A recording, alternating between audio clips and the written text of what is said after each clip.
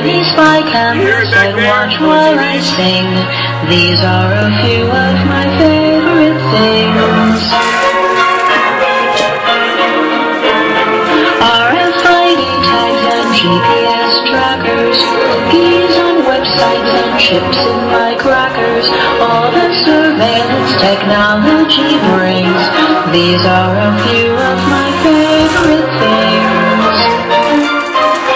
Big brother watching to save me from dangers. X-rays at airports and pat-downs by strangers. Homeland security acting like kings. These are all of my favorite things. When I'm cornered, when I'm fed up, when I want to flee, I simply remember my favorite things, and then I don't feel so free.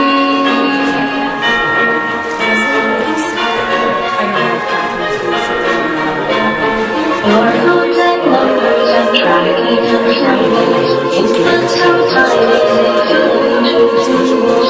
RFID tags and GPS trackers, cookies on websites and chips in my crackers. Big brother watching, watching, watching, watching, watching.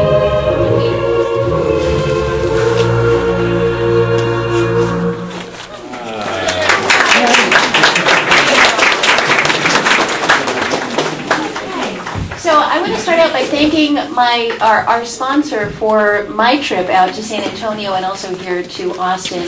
Startpage.com, the world's most private search engine. If you're not familiar with Startpage, it is the way to search Google privately. And we encourage all you guys to stop saying Google it and begin saying Startpage it. And my colleague, Katie Doyos, we're going to be talking about the battle that we've been fighting down in San Antonio. And Katie was the person who flew down, actually took time out of her busy schedule, and flew down to San Antonio to help organize the event down there. So she's been working very closely and really heading up our opposition to what's going on in San Antonio. So Katie also works with me at Startpage, and let me introduce Katie Doyos.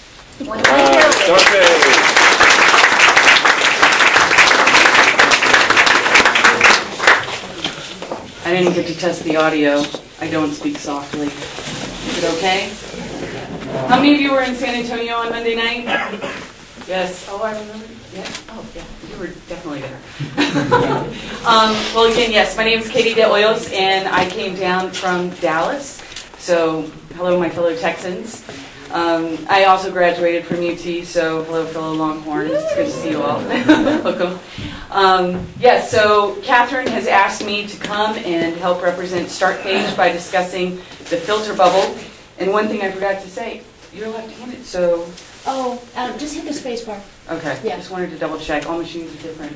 All right, so we're going to be talking about the filter bubble. Has anyone heard of that concept before? Mm-hmm. Okay, good. You're going to learn tonight. So again, thank you also for those of you who choose to use Startpage. We really appreciate the fact that you have a choice and you make the right one. So we appreciate it. So the filter bubble, as you can see, once upon a time, the internet was a wide, open highway built for speed. But it was nearly impossible to navigate all that content. We needed help. That's where the search engine came in and became our tour guide and trusted friend. We loved our search engine. We loved the web.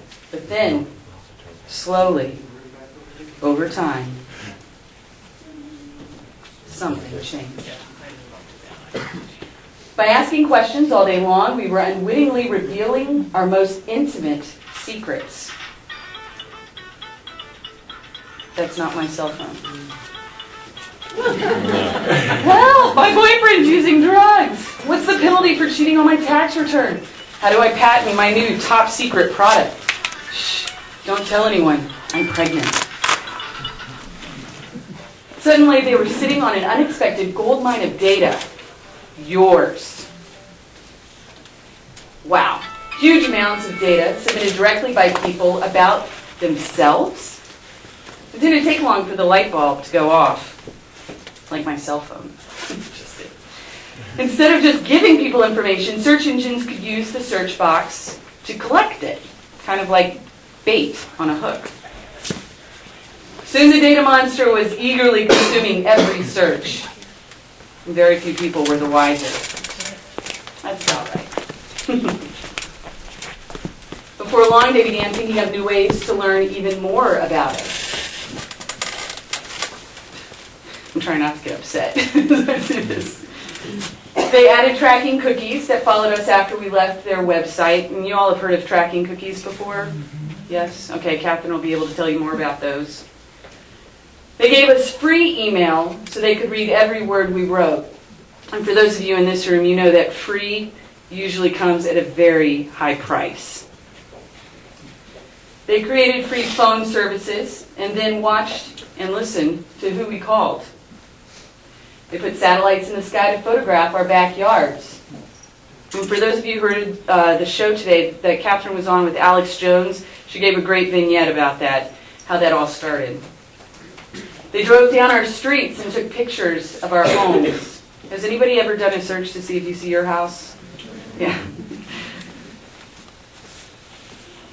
So what did they do then? So best-selling author Eli Pariser calls this personalized search zone the filter bubble. It means your search engine hand selects and personalizes answers just for you. Some people say they use the word tailoring, saying the results are tailored for their needs or wants or interests. Your world shrinks as the search engine shows you only what it thinks you should see. And for those of you who know a little bit about Google, you know that their objective is to have the mind of God, which they openly stated. And Eric Schmidt, the former CEO of Google, had also said that basically Google wants to know what you're thinking before you do. This is what you see. Over time, you become trapped in a bubble of your own prior interests. So this is a bubble you create yourself. When people ask a question, they expect to get the standard answer. But with the filter bubble, the answer is almost always rigged. It changes depending on who's asking. So, for instance, if you and I were to do a search on Egypt, you would get a different list of search results than I would, using a search engine like Google, Yahoo, or Bing, not with Startpage. Soon, instead of a superhighway, you're stuck in a rut. Pretty good. So the question is, why do they do it? They say all this personalization helps you. Plus, it lets them target you with ads. I think a lot of people look for efficiency, so they want a quick, speedy, I want to know exactly what I want right away. So that's what you think you're getting with personalization. So why wouldn't you want to let someone else blow your data bubble? It censors away alternative opinions. And this is something very close to many of your hearts and minds. It shrinks your brain. And it keeps you from thinking outside the box. So it leads to ignorance and isolation. And Katherine gives a really great example. Say you were to do a search on Monsanto.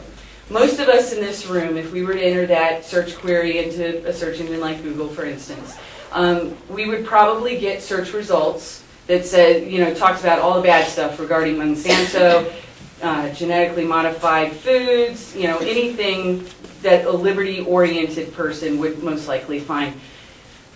Now, say my mom, for instance, were to do that same search, she would probably get stock prices, she'd probably get some great commercials, Monsanto's wonderful, they love grandmothers, something completely different. So keep in mind that what happens then is you think as you look at your search results that everybody else is seeing the same results you are. And so it leads to this sense of division when you try to engage a person in a conversation and they genuinely may not have ever been exposed to that information that you have. So it's pure ignorance, potentially. And so you think you're having this miscommunication, because you're supposed to have the same information, but you don't necessarily have access to the same information. It's a new type of censorship. It traps you in your own little world. So if you've been stuck rolling around the same tiny corner of the internet, like our friend here, Kick the search engine spy out of your life, once and for all. Yay. Escape from the filter bubble.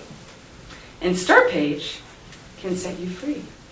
So, because we don't track you like that. We don't create since all your searches are private and anonymous and there are no tracking cookies and we don't store your IP address, we don't know who you are. So there's no bubble to create. So you really get raw search results.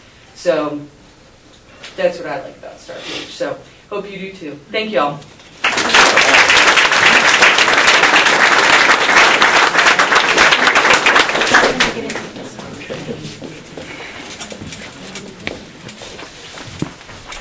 All right, Start Page, everybody. Instead of Google, Start Page, right? Start Page it instead of Google it, right? We need to replace that vocabulary. Well, welcome to Brave New Books. My name's Harlan Dietrich. I own Brave New Books, and I've been doing this for 7 years. And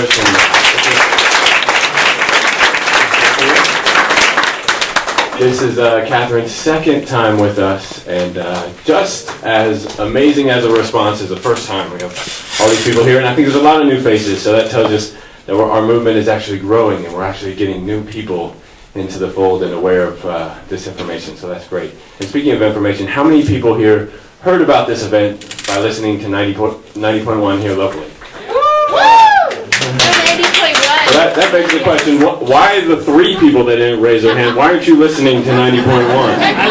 What are you doing? Anyway, 90.1 is a great gem for us here and a great treasure. So please try to support it. We have a donation box on the counter. If you can give them a few bucks, it would go a long ways to keeping them on the air with all the costs they have. And we all enjoy it. And we enjoyed it today listening to Katherine and Alex on 90.1. How great was that, right?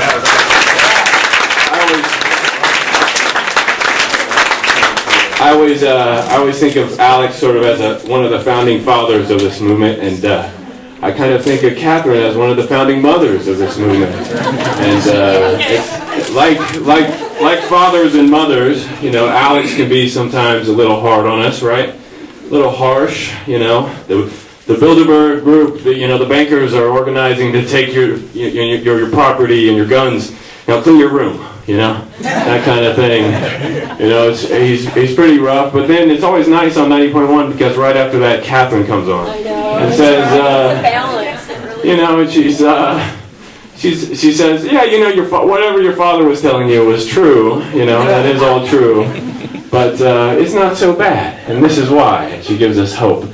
And she goes, well, you know, and then she says, but you got to clean your room, right? So, but it's always nice to have that juxtaposition for us here, and we need both voices. We need Alex's, and we definitely need Katherine's, and that's why it was so tough for us when we heard that Katherine was sick a few years ago, and we didn't know really how to react or what to do, because let's face it, these people are like family.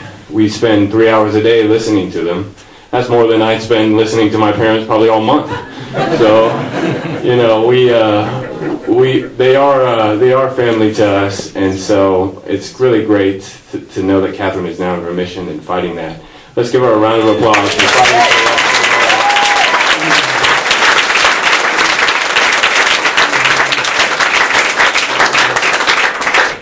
We all pray for her every day and hope she pulls out of this completely. But nobody wants to hear me talk, and so you all came here for Katherine and I. Let me go ahead and introduce Katherine. Dr. Katherine Albrecht is a privacy expert, an award-winning author, and local 90.1 radio broadcaster who helped develop StartPage.com, the world's most private search engine.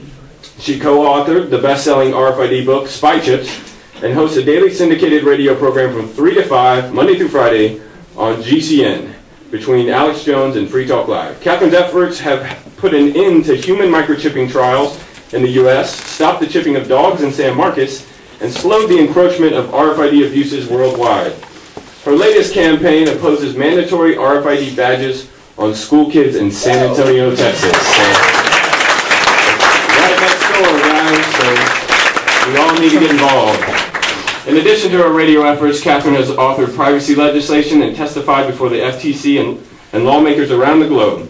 She has written for the Scientific American and granted over 2,000 media interviews to the New York Times, NPR, and CBS Evening News, to name just a few.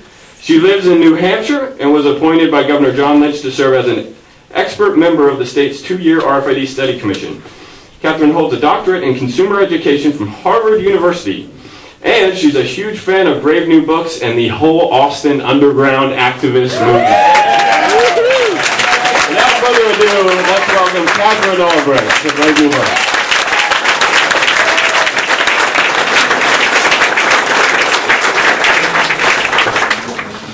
All right, well, hello, Austin. What a wonderful thing to be here. How many people were here the last time I came to speak? Good for you guys. Good for you guys. You know, I've been through a lot since then.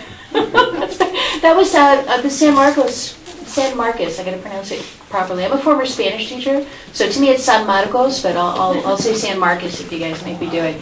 But we put an end to that, the chipping of dogs. We actually stopped that. And pretty thoroughly. Drove a stake right through it. So now we have to do the same thing down in San Antonio. I'm going to be talking about that tonight. And as you know, I was thinking, what do I really want to say to the listening audience? Because you guys really are sort of the core of my radio listening audience here in Austin and in Texas. And I thought, what do I really want to say tonight? And what's happening in San Antonio with the RFID tracking beacons around the necks of school kids? What is that really about? And if you listen to my interview today with Alex Jones, you know, I really laid it on the line. I mean, I'm like wearing it on my sleeve these days, that this is a spiritual battle. And what I find so interesting, unlike all the other battles that I fought over all these years against Walmart doing chipping and against supermarket cards and Albertsons introducing cards, my very first protest was in Dallas. What did all those battles really boil down to? And what they really boil down to is that there is an encroaching darkness that is coming across the globe, that is using technology to build its infrastructure in which to enslave humanity.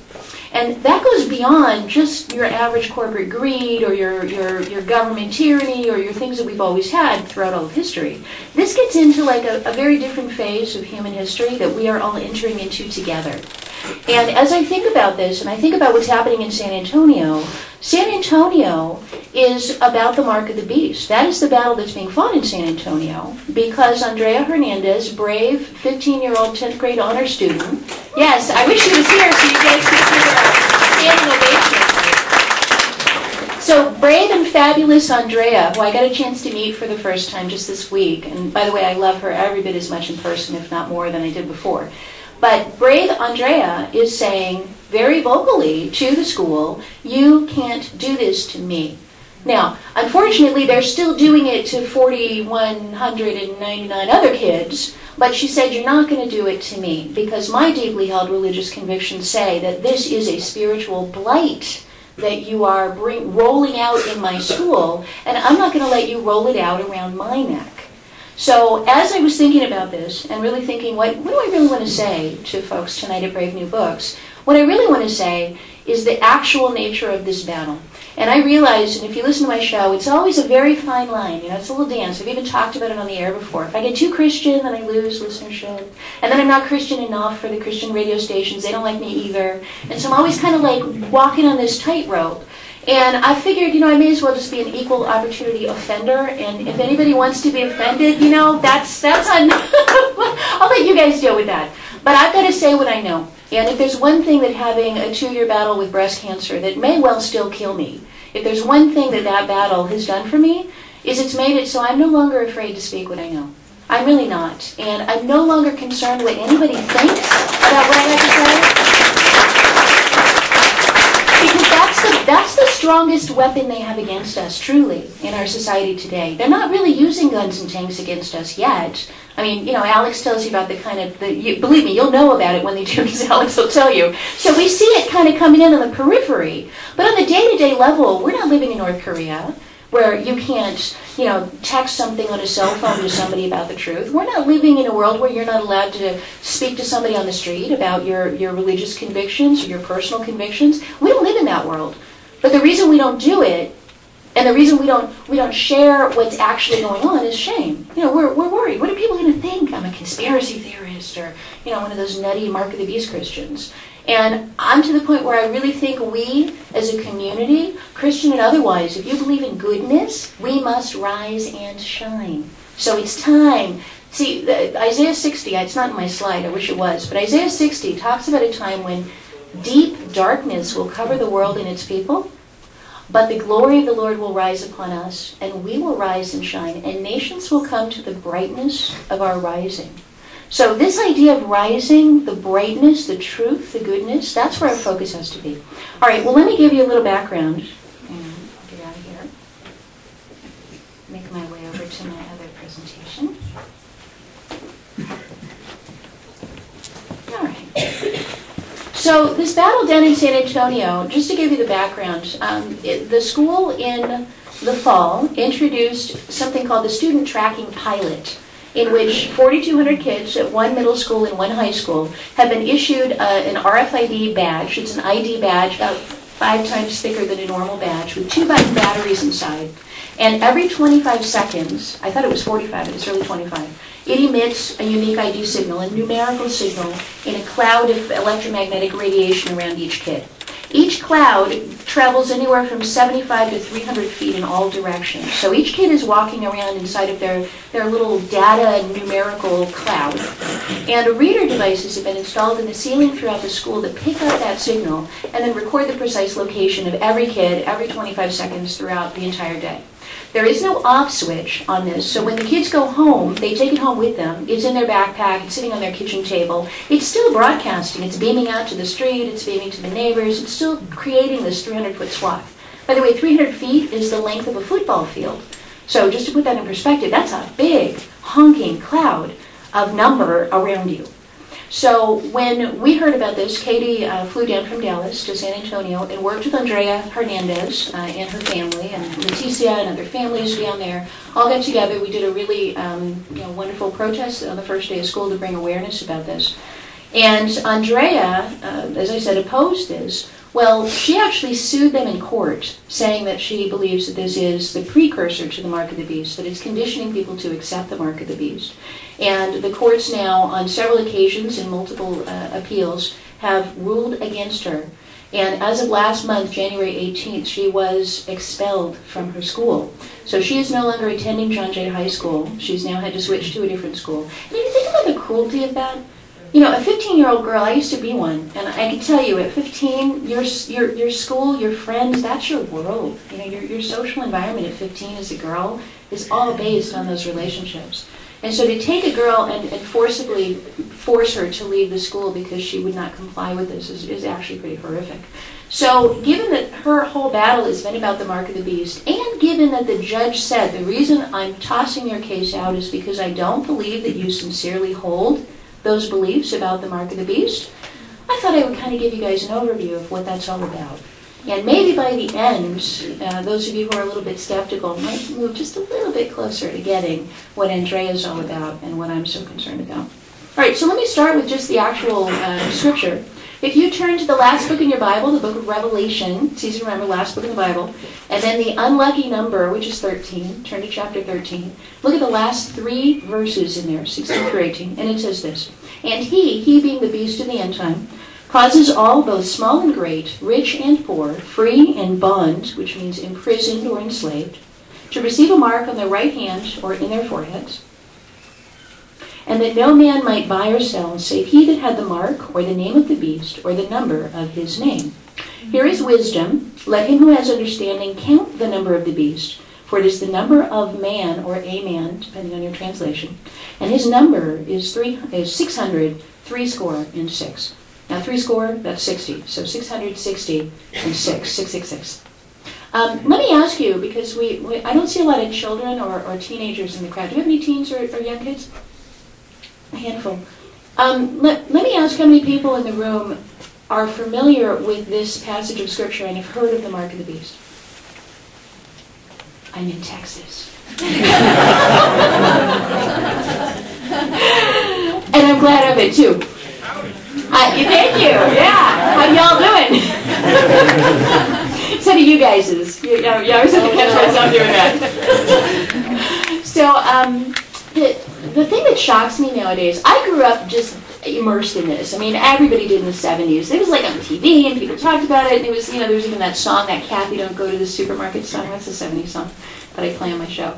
So in the 70s, everybody heard about this, but I am stunned at the number of people I talk to nowadays who have no idea that there even is a prediction in the Bible about the mark of the beast.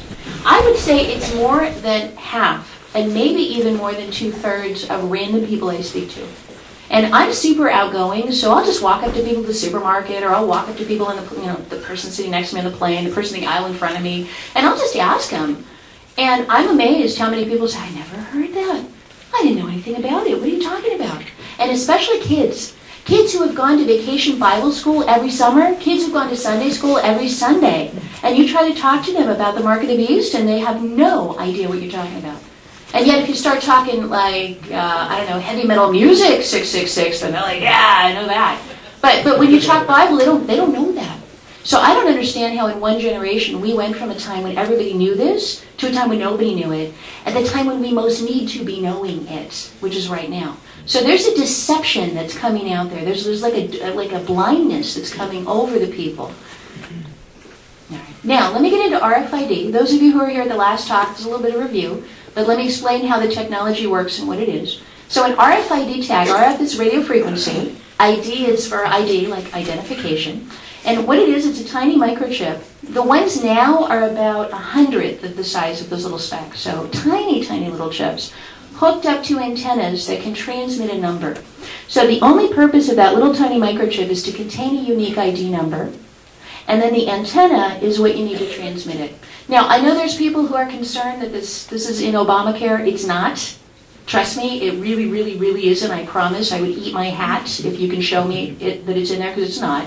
Other people concerned that they can put this in you with a vaccine. They can't. Even if they could inject this into you, it would do absolutely no good.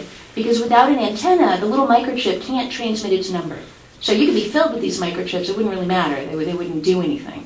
So once you hook it up to an antenna, though, then you have the ability to transmit the number at a distance, and that's what the whole RFID infrastructure is about. So you've got an RFID reader. This particular RFID tag, the one I just showed you, had no battery. Right there, it's just a sticker. This is a little chip, a little thing, a little antenna. In order to get a read out of it, you have to stimulate it with a radio frequency signal. So this reader sends out a signal, a little burst of energy that's picked up by the antenna, powers the chip to release its number into the air. And that's how the system works. Now, unlike this system, this is a passive RFID system. This is what they want to put for the Internet of Things in your shoes and replace the barcode with. The one that they're using in San Antonio is active. So instead of looking like this, the power source is actually attached to the microchip, so that it's beaming out its signal without even needing to be stimulated by a reader.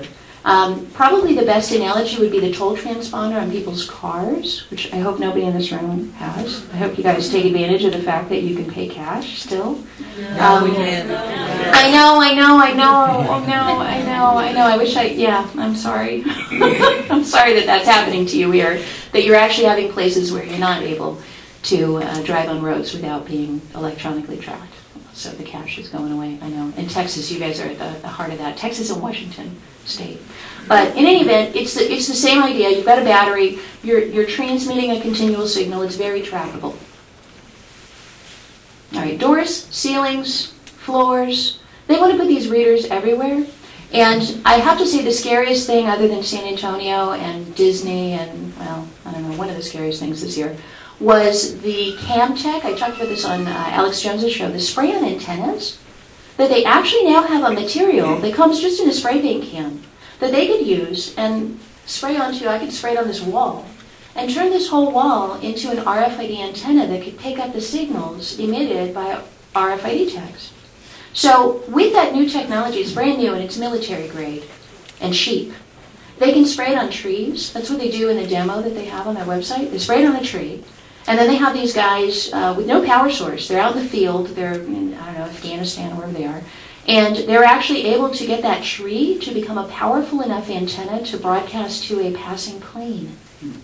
So what it means now, the implications for this are enormous, and I'm not sure I can convey them all right now. But it means that any place you physically go, that they could put paint on a wall or in a tree, it means that that place could be surveilling you and transmitting what it picks up from you to anything, to a satellite, to an airplane, to a nearby base station, to anything. It means that the entire world could become an RFID receiver. The whole planet, everything, every sidewalk, every lamppost, anything you can put paint on could become a receiver, could become like the nervous system of the beast and pick up all of our signals. So then the real question is, okay, well, what signals would they pick up? Well, whatever signal they can convince you to carry around with you or force you, as in the case of the San Antonio schools. So if Andrea Hernandez were to actually wear her RFID tag and walk into the woods and they had taken those trees and painted them with this stuff, the trees could be tracking her. It's like something straight out of the Wizard of Oz. They could reach down and grab you. It's possible, and it's doable, and it's here. You know, this isn't science fiction. All right. Now, why would they want to do that? People who read spy chips know that IBM patented something that they call the person tracking unit. Not my phrase, that's theirs. Lovely, isn't it? So the person tracking unit is this notion that they would have these RFID readers embedded in the environment, that when you bought something with an RFID tag in it, they would scan the number, use your credit card to link it to you, and then as you walk through the doorway and they saw in my shoe, unique ID number 308247, they would look that up in the Internet of Things. There would be a web page dedicated to my shoe, and on that page it would say, well, let's see, it was made in Taiwan, and it shipped on this boat, and it arrived at this warehouse, and it was sold at this store, and it was bought by Catherine, and it's been seen at these 800 locations over the last year. And let's just add one more. It just got seen walking through the doorway of Brave New Books. So that's the idea of this Internet of this person tracking unit, that we would be tracked through these emissions. Well, that's child's play. What they were thinking about back when they patented this, a couple, 2003-ish, I think. You know, they're so far beyond that at this point. Right. Where do they want these systems? Everywhere. So bus stops, train stations, museums, theaters, libraries, you name it. They want to make everything trackable. They no longer really need a fancy way to do it if they could just use the spray-on antennas.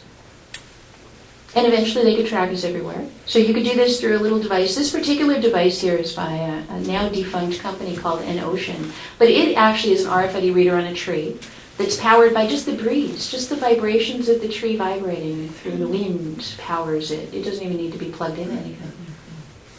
All right. Now let's talk about the Vatican. Vatican's been in the news a lot lately, hasn't it? Because we got the Pope stepping down. Maybe we'll get the last Pope. Who knows? A lot of people talking about that. But the Vatican, few people know that the very first two collections on planet Earth to be tagged with RFID were the Vatican Library of ancient sacred manuscripts. So like Dead Sea Scrolls level kind of illuminated things that monks worked on in the 1200s. That kind of stuff. And guess what the other one was? The Playboy Video Library. This kind of makes sense, doesn't it? If you're going to tag everything, those seem like the two places you kind of start your plan. I don't know, your evil plan. The library was actually closed for between 2007 and 2010, the Vatican Library. And when they reopened, they had tagged all of the sacred manuscripts. They had also, just this year, announced that they're going to be requiring all employees to actually wear one of these tracking devices, just like Andrea Hernandez has to wear, right within the heart of the Vatican. All right.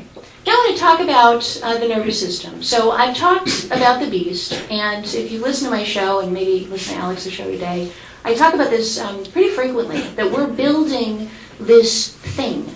And you could call it a web. You know, where there's a web, there's a spider. It's a trap. You could call it a net. Where there's a net, there's prey. There's a predator. Something gets caught in a net. And if you look around our society, people seem to already be kind of caught in the web, caught in the net. How many people here know somebody who's caught or fallen down the bottomless well of World of Warcraft, for example? Anybody? I know people who've lost families, marriages, jobs, everything they had, falling down that particular well. So there is this sort of a nervous system that's being built. And when I think about the nervous system, and I think about the global mind, you know, the Google founders said they want to become the mind of God, as Katie pointed out. So what does that mean? What is the mind of God? What is that? Well, it means that Satan essentially wants the powers of God. And one of those powers is the power to know, as the Bible says, to count every hair on your head. or to know every time a sparrow falls from the sky. Well, Satan doesn't have that power as far as I can tell, but if he can use humanity to build that power in through technology, then he will have that power. You know, there are people who right now are actually talking about every animal on the earth having an implantable microchip put in them or attached onto them. There are people sticking them on bees in colonies so that they can track the bees as they fly around. There are plans to, not plans, they've actually put them on hundreds of thousands of animals in the ocean, and they track them underwater. It's like crazy. So in a nervous system, every one of these little nerve cells sends a message to your brain. I put my hand on something hot, and my brain figures that out.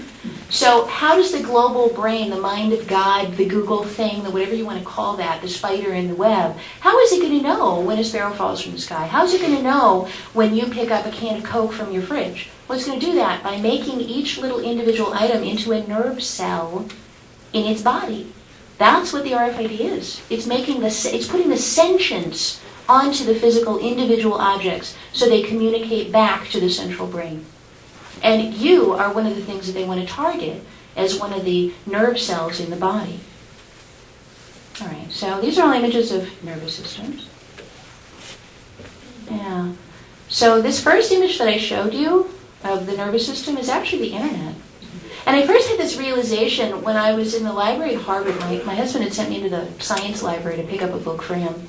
And as I was walking into the library, I saw this poster on the wall. It looked kind of like this. And I said, oh yeah, that's what I learned in high school biology. That's the axons and the dendrites and the nervous system. And yet when I got closer, I went, oh my gosh, that's the internet. Whoa, that looks like the same thing. So that was how I began to make this connection. And it wasn't long after that I was speaking at the Library Association at some library community in Massachusetts. And I was there debating the guy who wanted to put the RFID tags on all the books so they'd be easier to shelve.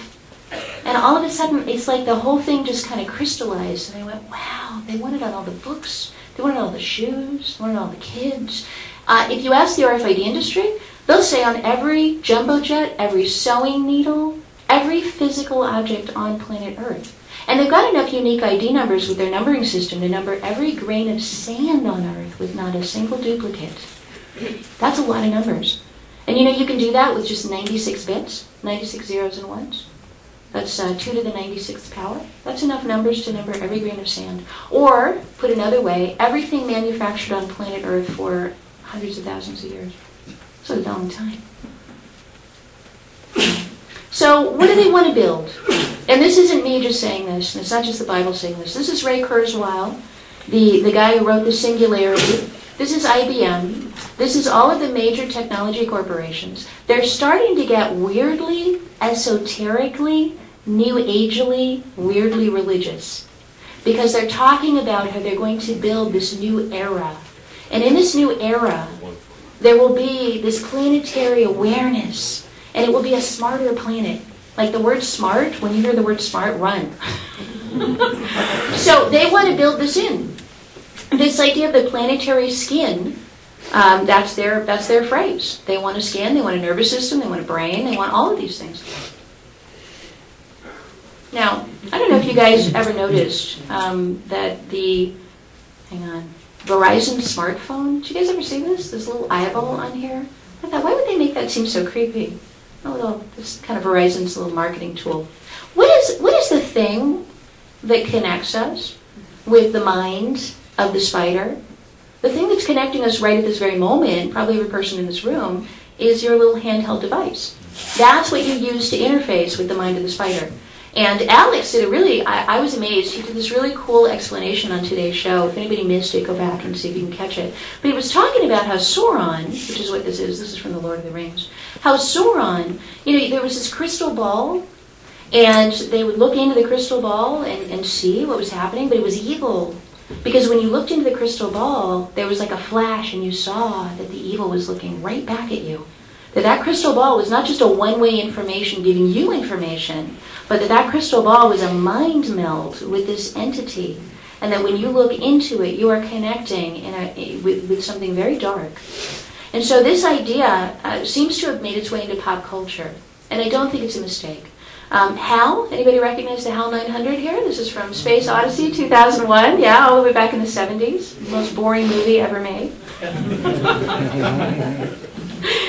Oh yeah, I can't do that, Dave. So those of you who are too young to remember that reference, the HAL 9000 was on a spaceship, and it was the computer brain that controlled everything. And this was this little blinking eyeball camera thing, and eventually it turned evil. This over here is Sauron. Same kind of concept. You know, you're looking into the thing, and it's looking back. What are you looking through? The smartphone. I blogged about that new ad where the Verizon phone, the creepy Verizon phone, like actually implants itself into a person's DNA and like consumes their body from the inside out in this futuristic sci-fi thing. I'm like, wow, they're really coming out and saying it, aren't they? And that's an ad. That's meant to make you want it. That's meant to sell the product. I'm like, wow, we're living in a weird era if that's going to sell stuff.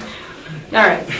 So where did this all start, and how did we get launched onto this bizarre path that we are on? Well, it all started back in the Garden of Eden, way back when.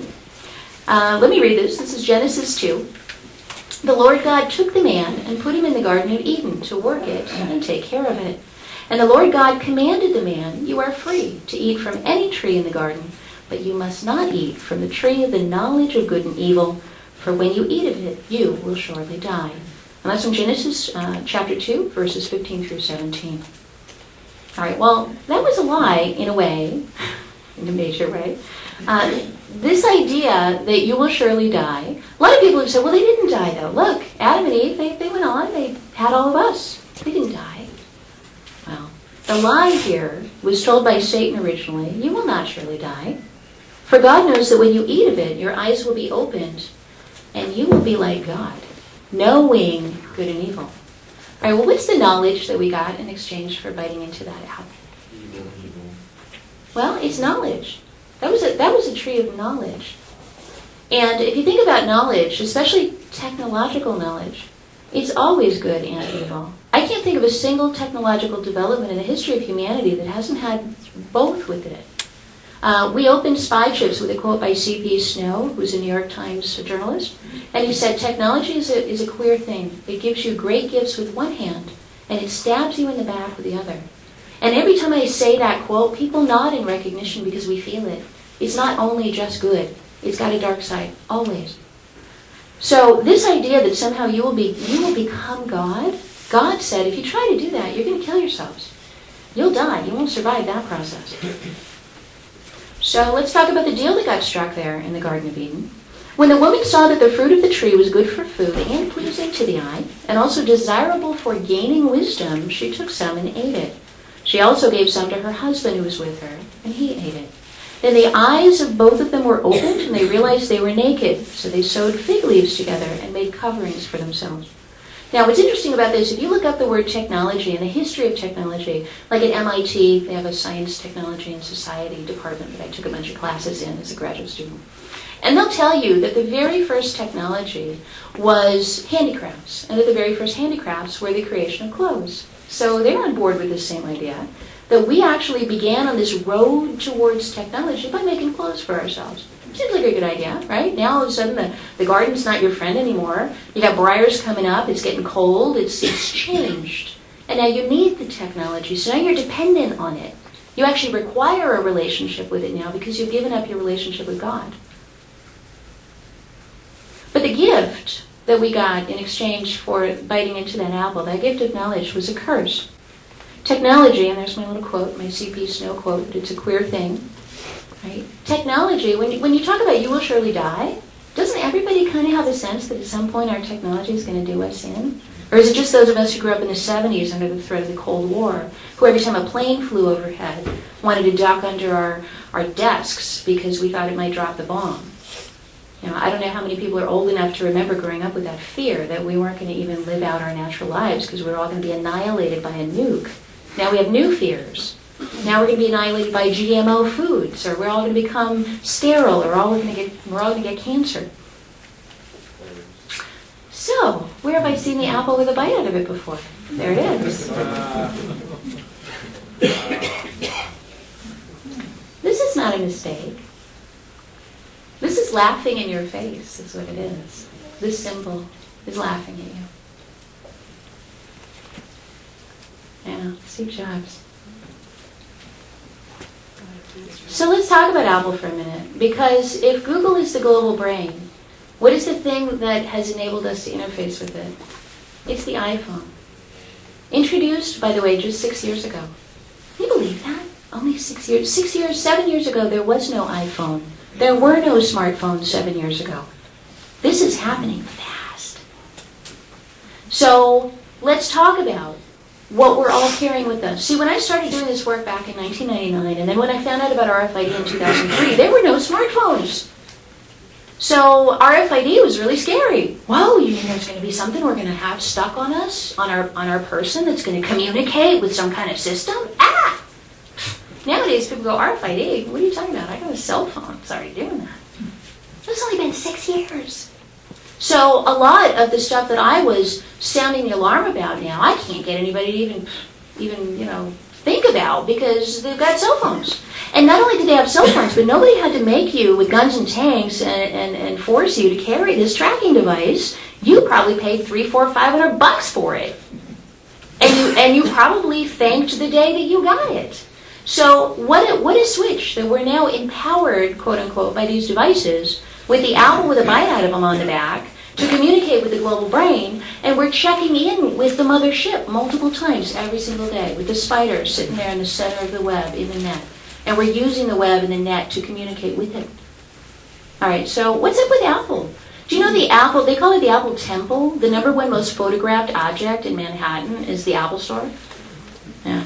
Religious fanaticism, this is a humor website, but yeah, bow down to your new god, and then they've got all the religious symbols, and then there's the apple. And isn't this weird, 1997, this apple with a crown of thorns around it? It says pray. Ew. Yeah, Steve Jobs, it was almost as though a religious figure had died. I can't remember the last time there was so much outpouring of grief, as though he were some kind of amazing and incredible person. And the reality about Steve Jobs, do you guys know how he came to his knowledge, technological prowess? He actually traveled to India when he was in 19 or 20. He traveled there with a friend who's written about this in a book. And when he was there, they were using hallucinogenic drugs, so he was messing around. And anybody who listens to my show knows that when you do that, when you leave your body and you come back, something else might be coming back with you and probably won't be your friend. So Steve Jobs was doing that, messing around with hallucinogens. And he camped out with his buddy in a dry riverbed in India. They were off looking for the ashrams and the swamis and enlightenment. And there was a flash flood in the middle of the night. And Steve Jobs and his buddy called out to all of the Indian deities to save them. And said, just like so many people do with the real God, ooh, if you save me from this lightning storm, I promise to serve you. It's not like Martin Luther, I think, did something like that. But yeah, Steve Jobs said, if all of you idol deity things, will save me, I'll be on your team. So anyway, Steve Jobs was not the wonderful guy that people make him out to be. Driven by demons. Yeah. Isn't it funny how we use these phrases? We just throw them away. Just throw them out there. Steve Jobs' biography reveals Jobs driven by demons to success. Could it be that maybe he was? Well, the first Apple computer. Guess what the price was? The Steve Jobs decided to put on the Apple computer. This is real. This is for real. And why did he call his company Apple? And use the phrase, bite into it. Let's talk about some of the weird early Apple ads when they were trying to get the idea of a personal computer. See, Apple was the first computer. Apple took the computer out of the place where my dad worked at Ohio University in the 1970s, where it was a building the size of the city block that contained less power than my handheld calculator, and got that shrunk down to something that could sit on your desk and then insert itself into the life of every person on planet Earth. And it was Apple who did that. It was Steve Jobs who did that. He took the interface to this thing and gave it to the people, which is why they considered him a god. So look at some of these ads. Absolute power corrupts. Enjoy. Or this one, an operating system so advanced it could only come from Apple. Or did it? What the heck? What is this? Like who makes this ad and goes, yeah, that'll sell a lot of computers? Like, who does this? It's weird. How about this one? Yeah, you have what it takes to create your own reality. And with Mac OS 8, you can create it without barriers. Who made this promise to us? When? You go all the way back. And this is the text of this ad. That's the offer. Make your own reality. Dump this God reality, dump this Garden of Eden stuff, and make your own reality. Bite into the apple. And I'll give you the powers of God. All right, let's go back and talk about some of the folks who've actually led to the creation of the infrastructure that we're living in right now that is going to usher in the mark of the beast, that's creating the body for this thing to embody or for its consciousness to come into. So Charles Babbage, how many people have heard of Charles Babbage?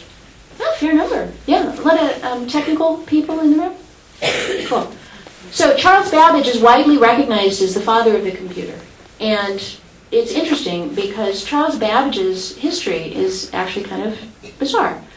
He, as a young man, decided that he didn't really believe that God was real.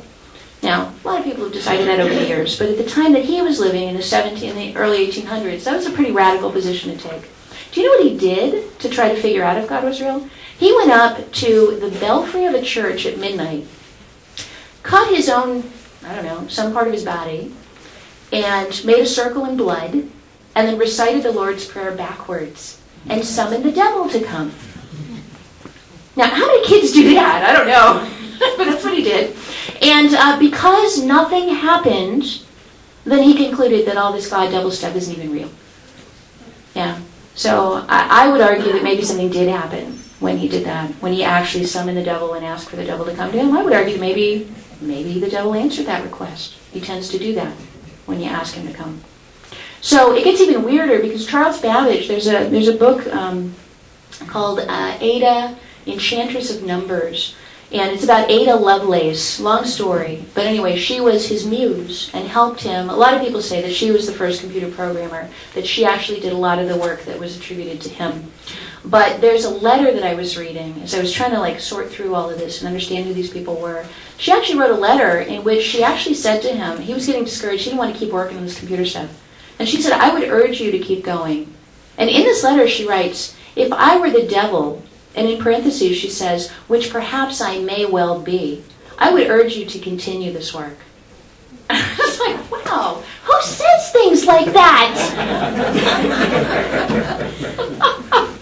So as I looked, and my husband always kind of keeps me grounded and gives me a little sanity. He said, Catherine, this is kind of an outlandish theory that you're coming up with here. This hypothesis of yours that these technologists were kind of evil and going down the wrong road.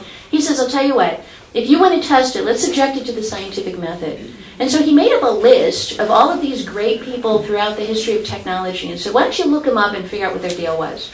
And as I did, one after another had exactly this kind of story. All of them. It was weird. And what I did find out, though, is that the ones who were interested in pure science, like the Isaac Newtons that just wanted to understand God, but not control or create power from that understanding, those were almost always good men who really did believe in God and did good things. The ones, though, that wanted to extract that power for their own personal gain were almost all evil. And all of the big names that we in our technological society almost worship were part of this whole, when you look at their history. Here's another one, Thomas Edison. So Thomas Edison tried to create a machine that would talk to the dead. And he claims it did. He claims he actually created it. That there was a machine that used the electromagnetic spectrum, the radio waves, to actually communicate with the dead. Well, we all know you can't talk to the dead. They're dead. So who's he talking to? Who was speaking to Thomas Edison? He also believed that there were entities inside of all of us, including in him, that contributed to his genius. And that when you die, they leave and they look for another body to inhabit as a host. It's like, who thinks like this? So again, Thomas Edison, I had a Thomas Edison puppet in 4th grade and did my little show of how wonderful he was.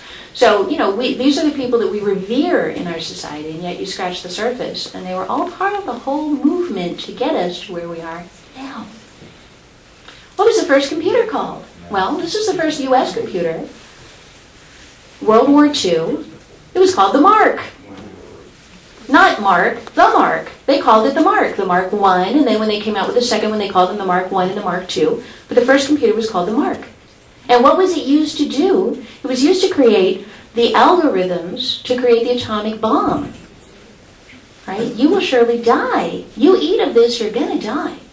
So that's what they did with it. They didn't figure out how to end world poverty or anything else. They figured out how to create the ultimate, I think it's the abomination that causes desolation of the Bible. The abomination of the atomic bomb, created by the Mark. This, by the way, is in the Science Center at Harvard. Yeah, I walk by it all the time. Just walk in the Science Center, there it is. This is just a little piece of it, it was huge. But down along the side here, you can see, that's all the pictures, all the men working on it, all its wires. And it looks like a circulatory system. You know, it looks almost human. You see these wires interconnected, and then you see the diagrams of the human body. It's kind of bizarre. All right, what about the barcode? So whenever I talk about the mark of the beast, and I say, you know, all this RFID stuff is really moving in that direction, yeah, come on. People said that back in the 1930s when they tried to introduce a social security number. People said that in the 70s when they introduced the barcode. And I'm like, uh-huh. And they were right. Because all of those things were necessary precursors or necessary stops along the train track that's taking us to the mark. It's not just going to be one day we're living in caves or doing agriculture with handheld plows, and then the next day there's going to be a mark of the beast. There's steps. There's pieces. You had to have electricity. You had to have an internet so that you could find all people on the globe, great and small, rich and poor, free and bond. You had to have a way to find them all and communicate with them all in real time. You had to have a digital system. You had to create binary. You had to do all of these things. You have to have optical reading systems. You have to have this idea. And the barcode's fascinating because you know what the barcode did? The barcode took physical objects like, I don't know, like a can of Coke. I don't drink Coke. But, you know, a physical object like a can of Coke. When I was growing up and I would go to the grocery store, it would have to have a price tag on it. And do you remember the cashier would punch in 79 cents? Probably cost a six-pack back then. And you would get a receipt, and the receipt would just say 79 cents, 0.79. You had no idea what that was. Well, the store didn't know either, because the system, there weren't even computers, the cash register couldn't identify the can. Only a human could identify that that was a can. Well, what the barcode did was it enabled machines to identify physical objects and interact with the world. See, think about that for a minute, because before there was a barcode, there was no way that a machine would know what something was. It couldn't interact with the world. So that was the barcode, and then when you get to the RFID tag, it enables the machines to do that in real time. And that, again, creating those nerve cells at the end of the dendrites for the global brain to feel everything happening in real time. All right, RFID. So this is just one of a passing array of things that's going to come and go along these lines. And each one is more powerful. Each one adds an additional component to transmitting information to this global brain. And now, what do they do with RFID? All right, let's talk about the two places that RFID actually went forward. I've been saying lately, you know, people have said, well, Katherine, you know, did you feel like the 10 years of fighting all that stuff was worth it? And I said, well, you know, we scored a lot of victories. But it felt as though, and I said this on Alex's show today, it felt as though there was a mudslide, and I was standing on the hillside, and I wanted to hold this ground, and so I got a big piece of plywood, and I held it up, and I held this ground, and my feet were solid, and the mud just went right around me, right down the hill. That's what it feels like. So the place that I wanted to stop RFID was in consumer products, because at that time, 2003, the industry was saying, like the person tracking unit, we're going to track all the people because we're going to have tags hidden in their shoes. And so I said, no, you can't do that. Tags of people's no. So we did boycotts, we did protests, we did everything, and we stopped it.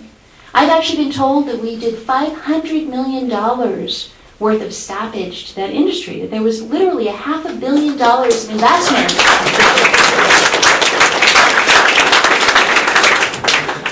So we stopped that, and very effectively too, may I add. So we don't have chips in our shoes. There is no RFID tag in your shirt right now. There is no RFID tag in your big pen. But here's the bad news. There's an RFID tag in your credit card. So where is it? Now, my fear was if they put it in your shoes, then they'll start putting it other places, and then they'll track you. Well, the real fear, and I probably should have just been open about it way back then, is that ultimately you won't be able to buy or sell without it. Well, how do you buy and sell? Nowadays, with a credit card. And that's right where they put it.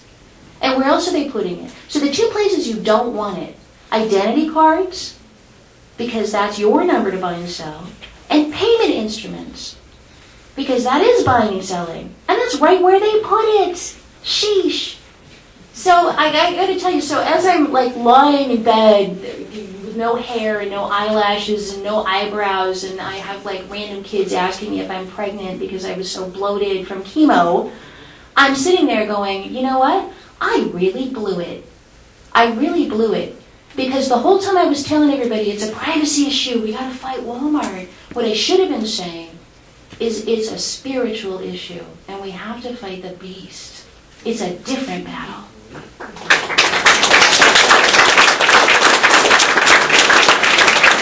I don't know how much more breath the Lord is going to see fit to give me. But I will say this, if I ever find myself back in that position, and there's a fair chance that I might, that I don't want to be lying there taking my last breath saying I didn't say what I knew and I didn't warn people. So I am now to the point where I'm willing to travel all over this globe and say exactly this to as many people as will hear me, so that when my time comes to an end, you guys will at least be able to keep the message going and get it out there. All right, let me talk about this RFID. I don't even want to ask the question because I will want to cry at the answer. How many of you, don't answer me, how many of you have RFID tags in your credit cards? And the answer is probably at least half.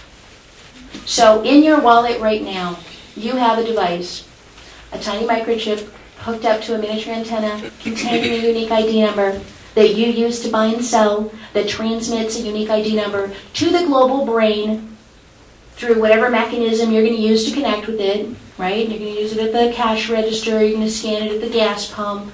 You're already a lot further down the road to doing that than I ever thought I would see in my lifetime. So let's talk about the smartphone here for a second. That's going to be, I've said this before on my radio show, I've talked about smartphones a lot. The phone is going to be the mechanism through which you interface with this. It will become your prison bars. The phone will enslave you. Spiritually, emotionally, mentally, physically. It's going to enslave you ultimately in every possible way that it can. Because it is the tangible piece of the thing that's being built, that's been issued specifically to you. Let's talk chip implants for a minute. So we've seen this ad. How many people have seen that ad where they put the phone inside the person? I'll see if I can pull it up later and play it for you guys because it's really mind-blowing. The thing wants to get inside of you. It does. The thing. The dark thing. It wants to get inside of you. It's always wanted to get inside of people. That's what it does. And if it can get inside of you technologically and get you to welcome it instead of fight it, then you're already down the road that it wants you down. So this idea of microchips in human beings and microchips in living flesh, microchips in animals in San Marcos, ought to send chills down your spine. If it doesn't, then I would strongly suggest that you do a really hardcore assessment of where you stand spiritually. Because it should. If you're alive and breathing and spiritually intact, this should make your skin crawl. And I mean really goosebumps.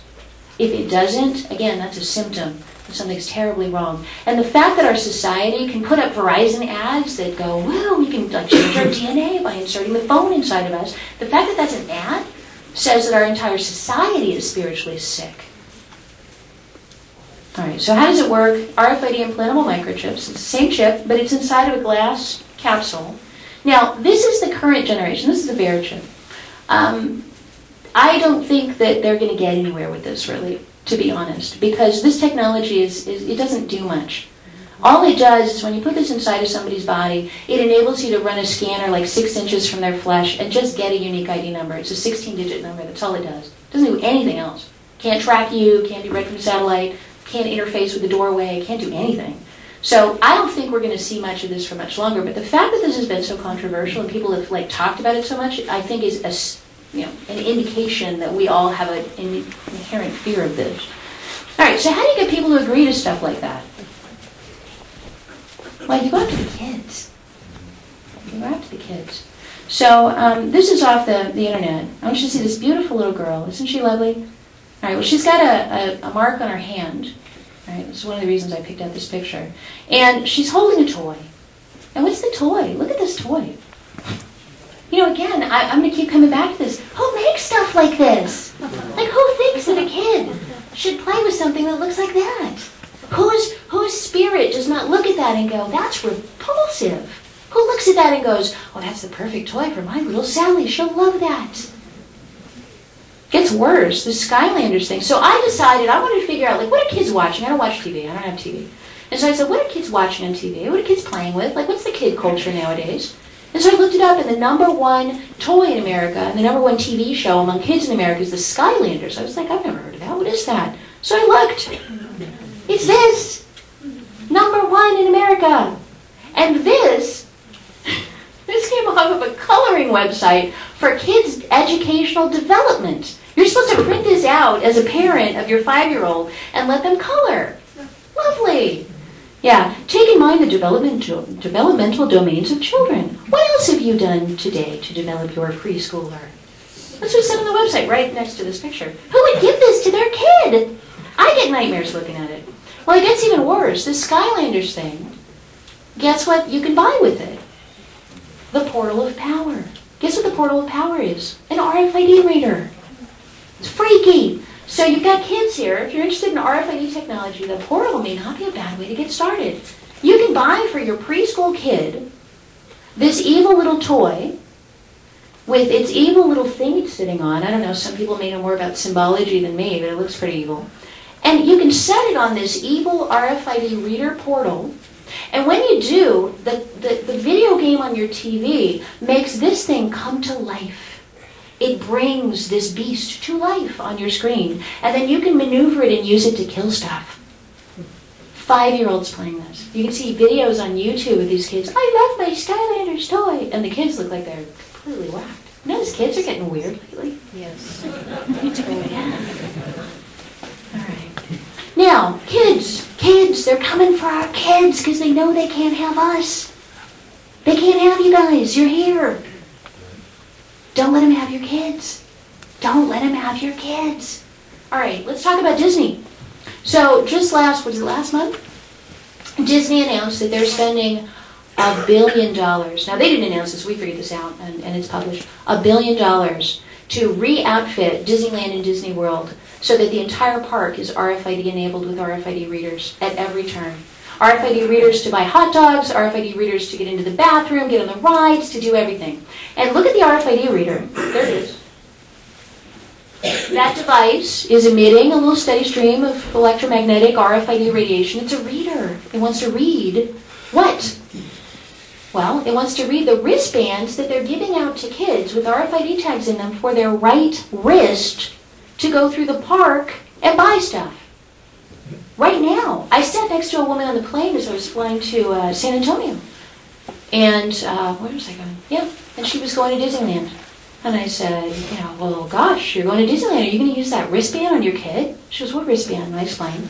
And I said, the wristband is kind of like the mark of the beast. She goes, what's that? Oh my gosh. So, this is a woman probably 35. She's got her 2 kids there, her husband. She's no clue. No clue at all.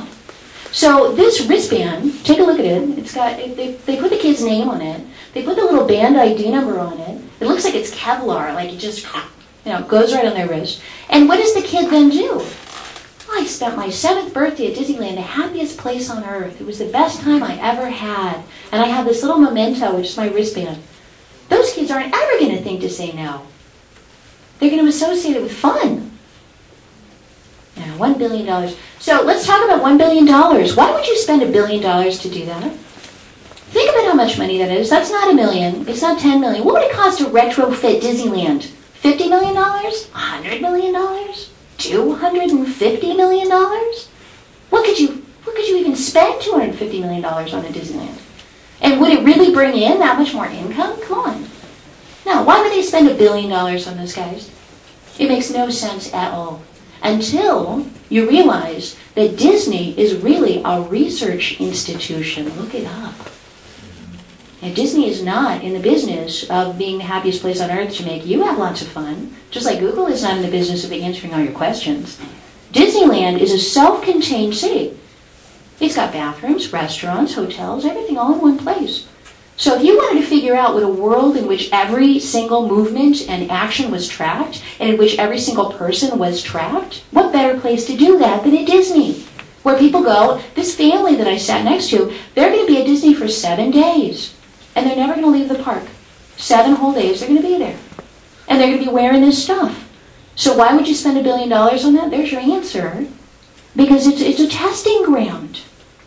It's a training ground. They're going to learn how this stuff works by watching people interact with it at Disney. All right, now let's talk about Andrea Hernandez. So this is the program that's going on in San Antonio. Smart student ID cards. It's called the Student Locator Pilot or the Student Tracking Pilot. Little ID tags around their badge, or around their necks.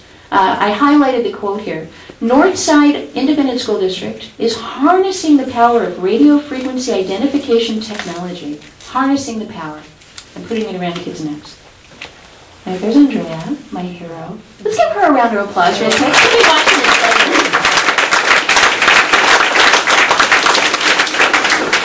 So I'm glad somebody out there said no to this. Right. You know, the school district has said out of 4,200 kids, only 2 parents have spoken out against it.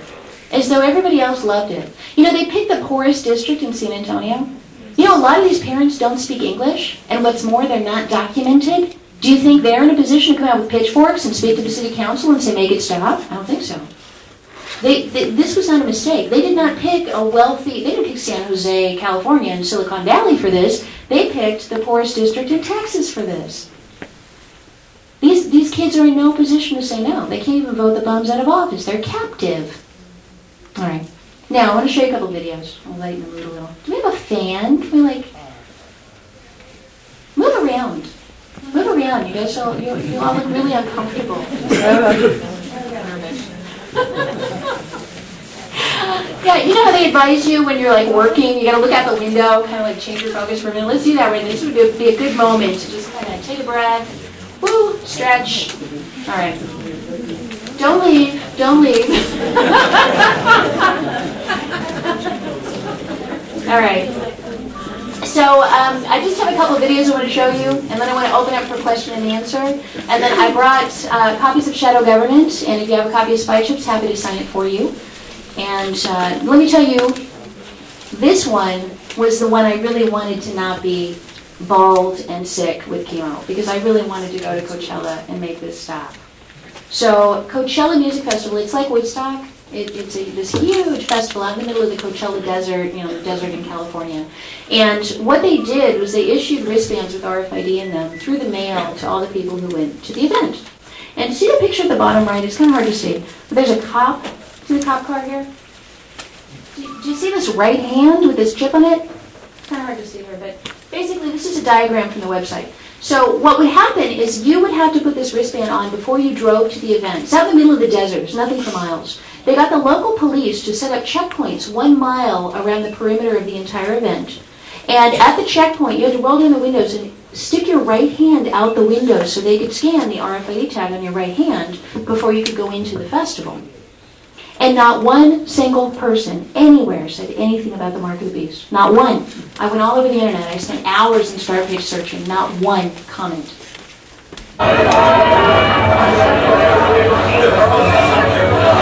They're coming in with their wristbands on.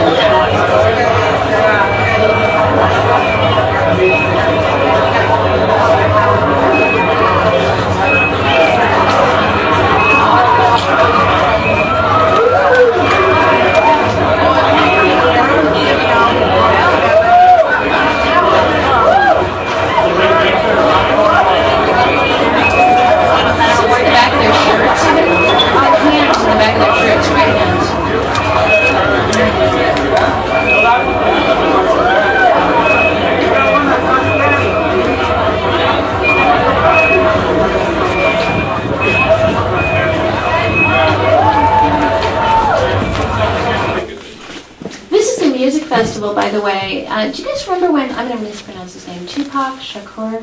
Do you remember when they did that hologram and brought the dead guy back to life? That was at this festival. Even his fans were creeped out.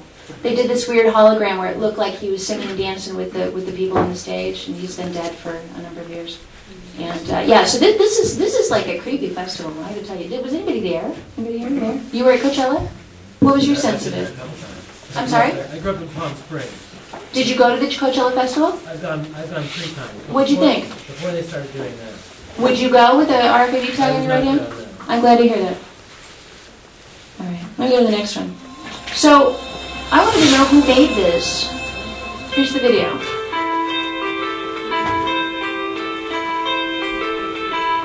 Intellytix is a leading global provider of RFID solutions for live events. Our game-changing technology helps event organisers to reduce costs, generate more income, and enhance the fan experience. We don't sell your tickets, but we can make them do remarkable things.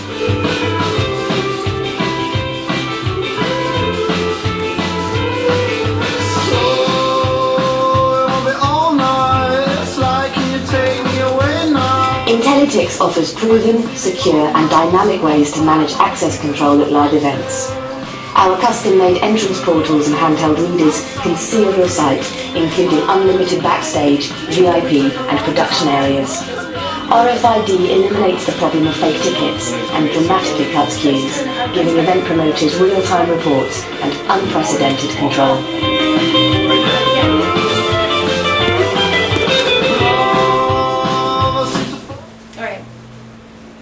Sound off because I think the music is hypnotic.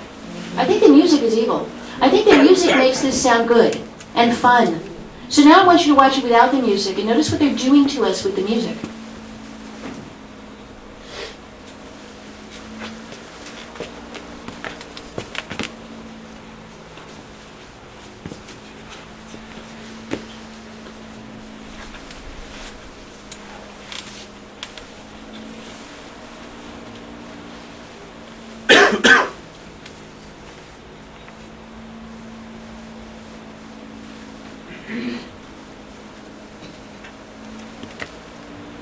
That image you just saw is your future. You're not going to be able to walk into anything without doing that.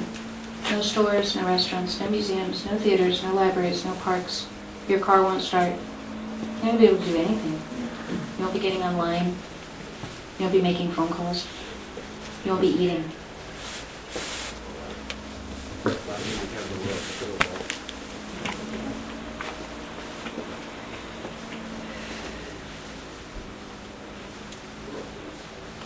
So what do they always do this? Bars, right? Bars. Rock festivals. Or they do it to captives, animals, old people, kids in government schools. All right.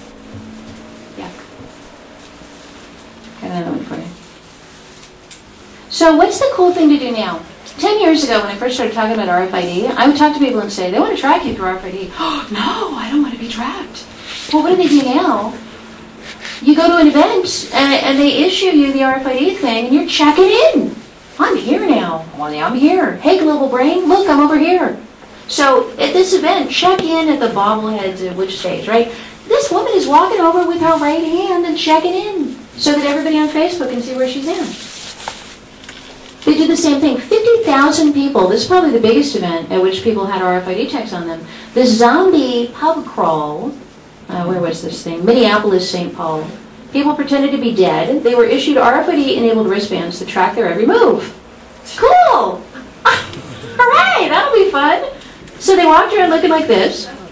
And the technology company that made it was called Alien. Who names a company that? And who makes like bloody claw marks be their symbol? And then they tracked them around. Activate your wristband. So these guys got tracked every single place they went, 50,000 people, and they paid for the privilege of doing it. So it's become cool. Go on over and, check this little hand thing. There's the right hand again. And just put your little RFID tag up against it. This reminds me of the Skylanders thing. Like, who looks at that and goes, yeah, that's awesome. All right. The elderly. There's a program called Dwell Sense where they're tracking people in their homes. You know, they will continue to target the same groups. You'll see this over and over. And once you get it, you'll start seeing it everywhere. All right. Volume again? Harlan, can we get the volume? It's missing. What do you do? We have no volume. He's an eye. Oh, okay. Sorry, Harlan.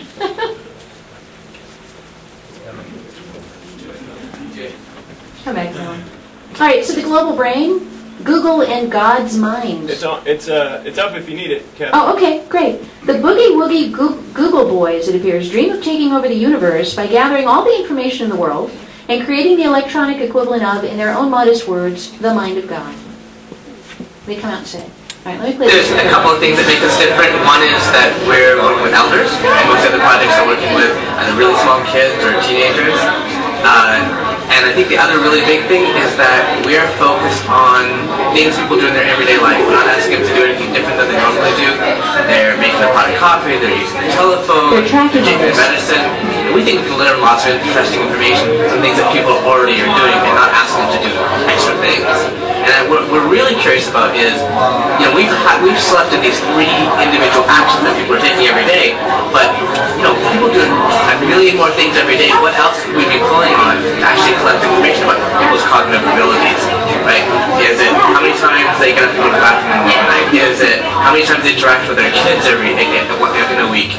Is it, I don't know, is it how long they take to do a crossword puzzle, right? That all this data is available in your home. We don't think of it as data, we think of it as life, but we don't think of it as data, we think of it as life. They think of it as data, and they want to capture it. Everything, every breath you take, every time you blink, they want to know it. It's data, and they don't want to let any data escape. This thing is insatiable. It will show no bounds. If you give it an inch into your life, it will take a mile. It will show. It is insatiable. There's no limit to what it wants to know. You know, I play that song on my show, They Can't Take That Away From Me, like what's in my head. If they could, they would. They want to know what's in your head. All right. Startpage.com, already went there. Alternative for you. This is your wallet. It tells a story. What you buy, who you love, what you keep close. But what if your wallet was engineered rather than sewn? Music. What if you were struck by a better idea? What if your wallet was a Google wallet? Nothing to see here. It would start with your cards, credit and debit, Visa, MasterCard, American Express, and Discover, all stored securely in the cloud. All your cards all together in a virtual wallet that goes anywhere.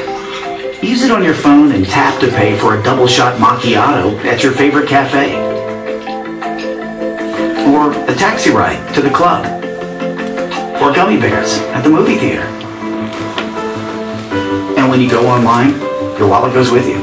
So it's easier than ever to order everything you need for your next vacation. And that new song from your favorite band is just a single click away.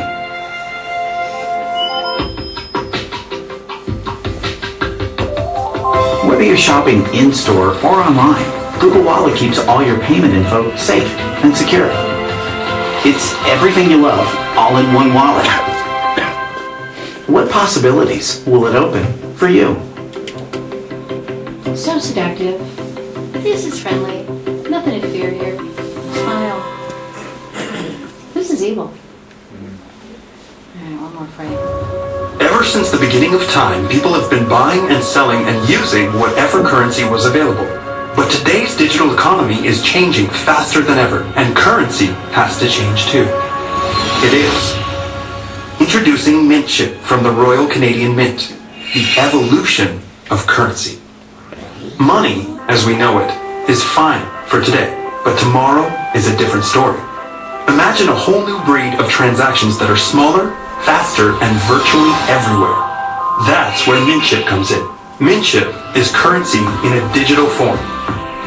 Using a chip, you securely load value onto a smartphone, USB device, computer, tablet, or cloud. Maybe even some future device that doesn't even exist yet. Now you're ready to go. It's so easy that even a child can use it, especially for their allowance. Mint Chip is better than cash, since you can use it online. And merchants will easily and cost-effectively be able to offer digital content in the form of small and extremely small online transactions. Things like buying a song, a news article, or a nifty glow-in-the-dark laser for your favorite online game character. All for a few pennies. Virtual, of course. Plus, no personal data is required or exchanged, whether you're buying a decaf latte, a Canadian history article for school, or paying back that $10 you borrowed last week. Mintchip is harnessing some of North America's best brain power. We are changing the future. You can too. Mintchip from the Royal Canadian Mint. I wish I The could show that to my evolution grandmother. of currency. My grandma who died in the 70s, who told me about the mark of the beast. I wish I could just show her just a little bit of this. One more, last one. This is the one I wish she could sing.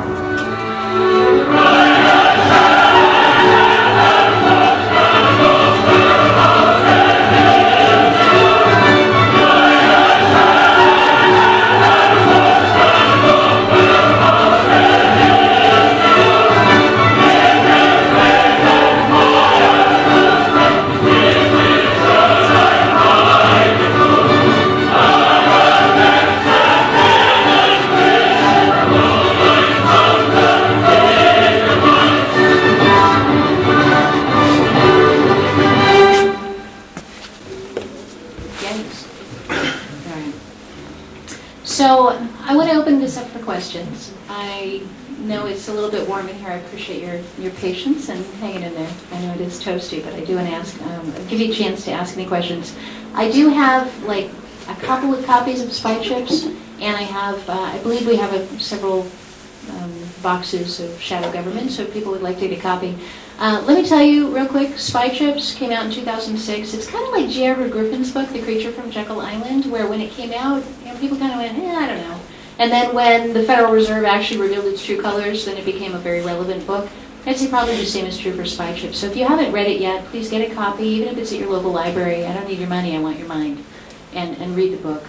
As far as Shadow Government goes, this is a movie that I made together with Grant.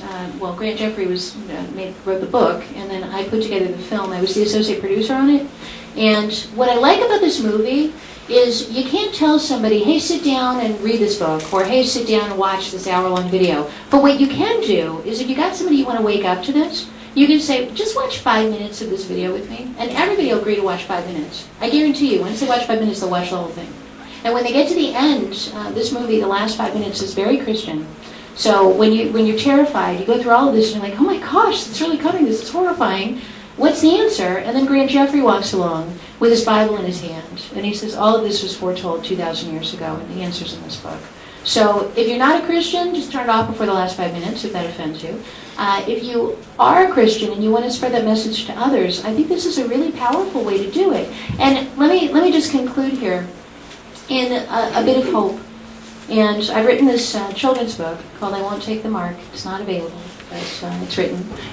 Long story. But it is a contract for children to sign in the book. That is the same thing my grandmother, when I was 8 years old in a little farmhouse in Ohio, sat me down and said, there'll be a time when you won't be able to buy or sell within a number. And I want you to promise not to take it. And I said, okay, Grandma, you can imagine how they could do that. I won't take it, and I'll tell my grandkids, and they'll tell their grandkids, and thousands of years in the future, all those generations down the road, our descendants will know not to do it. And here I am, 35 years later, and boom, it's happening right before my very eyes. So I want children to be able to make this promise when they're children, so that when they grow up and see this happen, it doesn't just feel like the natural progression of things. If you didn't know better, this would all just seem like just inevitable progress. But once you get it and you know what you're looking for down the road, when it comes, then you're ready for it and you're ready to resist it. So the hope. I have lots of pieces of hope and many reasons to feel hopeful. But the main reason I feel hopeful is because if things are going to hell, and I think we all agree that they're going to hell, I think anybody would agree, that if they were going to hell randomly in a way that didn't look like the Bible, I would be scared, like nail-biting scared. But the fact that they're going to hell in exactly the way we were told 2,000 years ago by a guy in exile on an island, an old 80-year-old guy who had never seen any of this, that gives me hope. Because what it tells me is that every single thing that the Bible tells us is going to go wrong is going to go wrong. But then you read the other part, and there's a really fabulous ending to that book if you haven't looked lately. So we win. The good guys win. We just got to get through a little bit of darkness before that happens. If you come out top.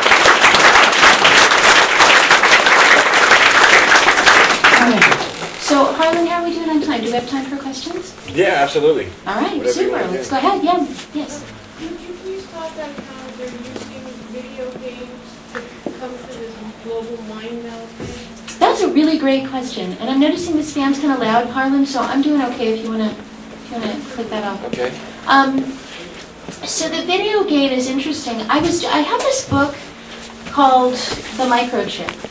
And it's like this 80s book about where the microchips came from by one of the developers.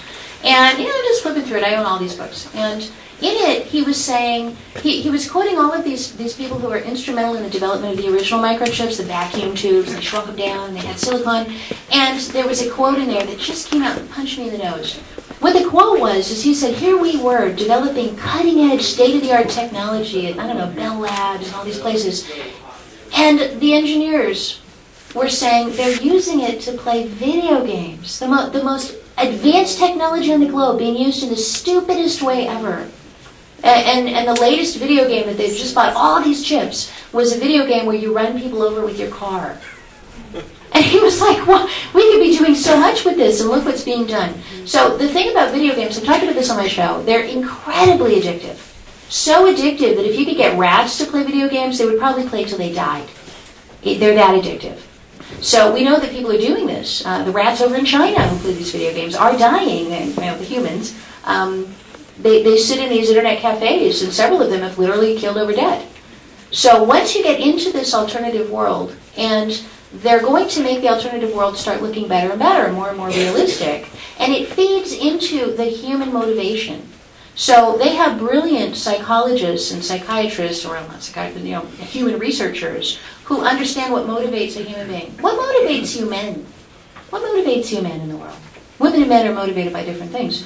You men are motivated by respect, prestige, accomplishment, right? And it's a good thing that you are.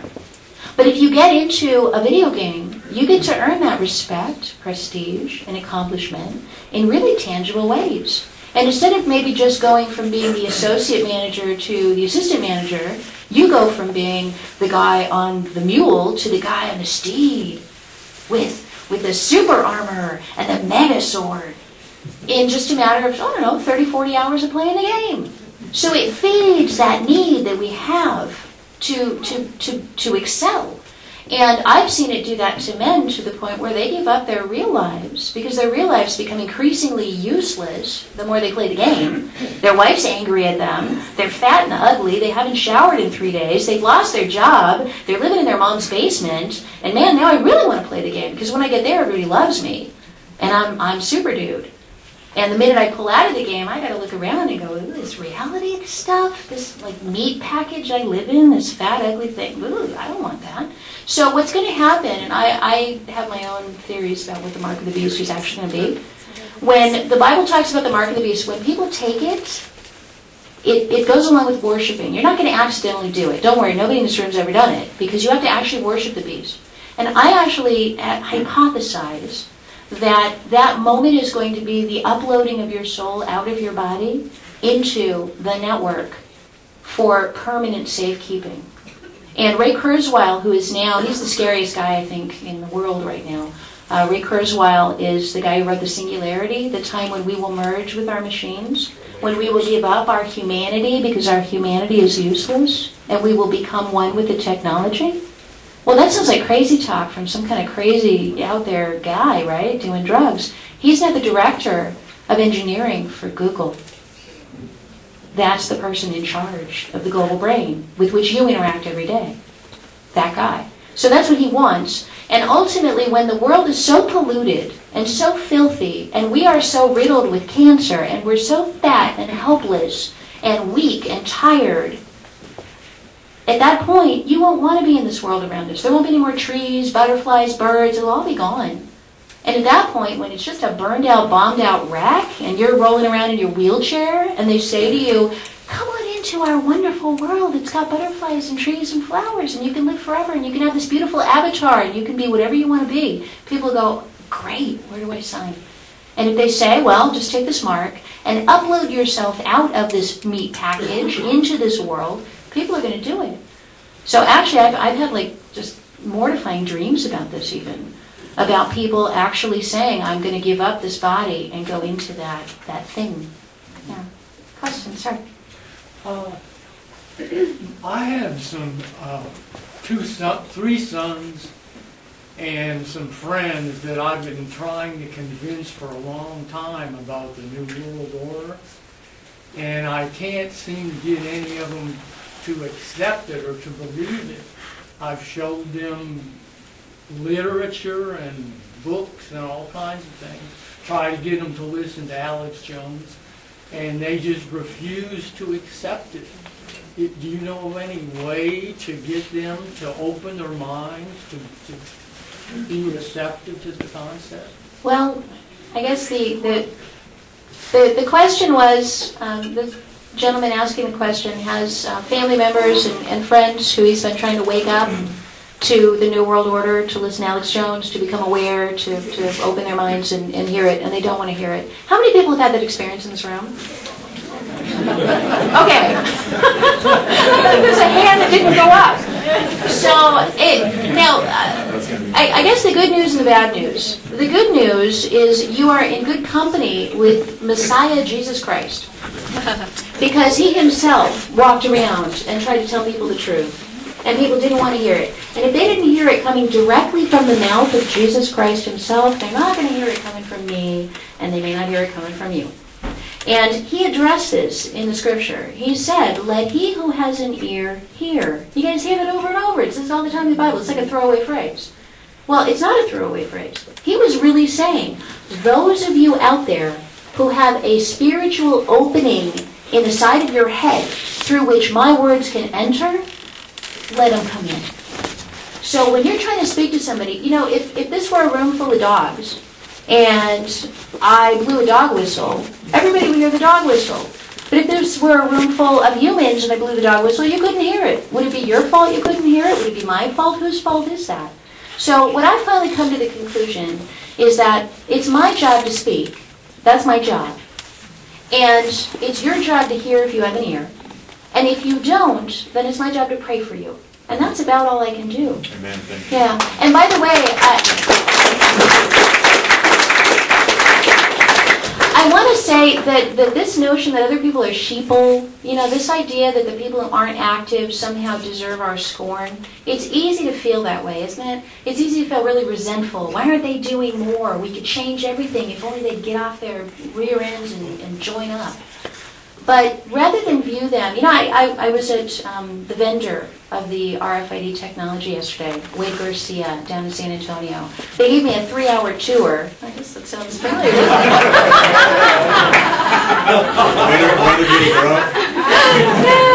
Oh my goodness. And it was me and Heather Fazio and myself, so I guess we're like Ginger and Marianne there. But they talked with us for 3 hours, cut it all on video. We're going to be cutting that up and making that available. It's very interesting. And, you know, the whole time I'm there, I'm thinking, what evil things you men are doing. How evil it is what you're doing.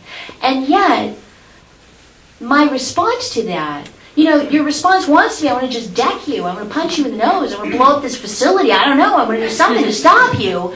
But my response as a Christian has to be that Mike Wade, who is the director of Wade Garcia, he's deceived. Right. Something has a hold of him. Something is deceiving him very deeply. And underneath there is a child of God. You know, as much as he's in his 50s, 60s, whatever, I need to be praying that whatever has a hold of him and his business, let go. That he be liberated from that. See, that's the challenge as a Christian activist, is we are not allowed to go in there and stomp around and punch people. I had somebody write me, maybe he's in the room today, I had somebody write me a really angry email after I rebroadcast that interview that I did with Mike Wade, because I was nice to him. And in this email it said, Catherine, I thought you were on our side, I trusted you, I thought you were going to do something, and you did all but lick his boots. And I thought, but you don't have to be mean to people to try to get them out of what they're doing. You don't. In fact, you win more, you get more flies with honey than with vinegar? And so by actually spending some time treating Mike Wade like an actual human being, and I told him, what you're doing is evil, totally don't agree with it, I'm going to do everything I can to stop you, I'm going to fight you, and I'm going to fight you by praying for you, and you yourself know that what you're doing is wrong, and somebody needs to just pick you up and put you on the right road. So I'm going to try to do that.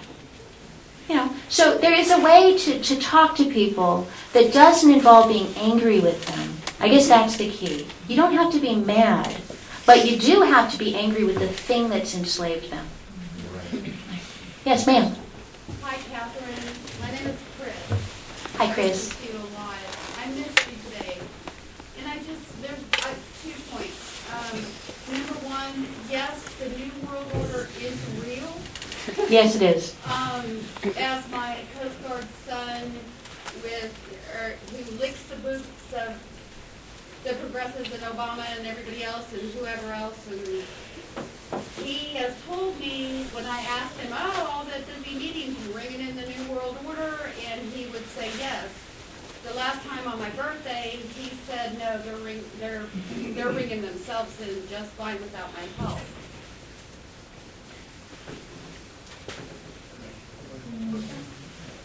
That's another issue.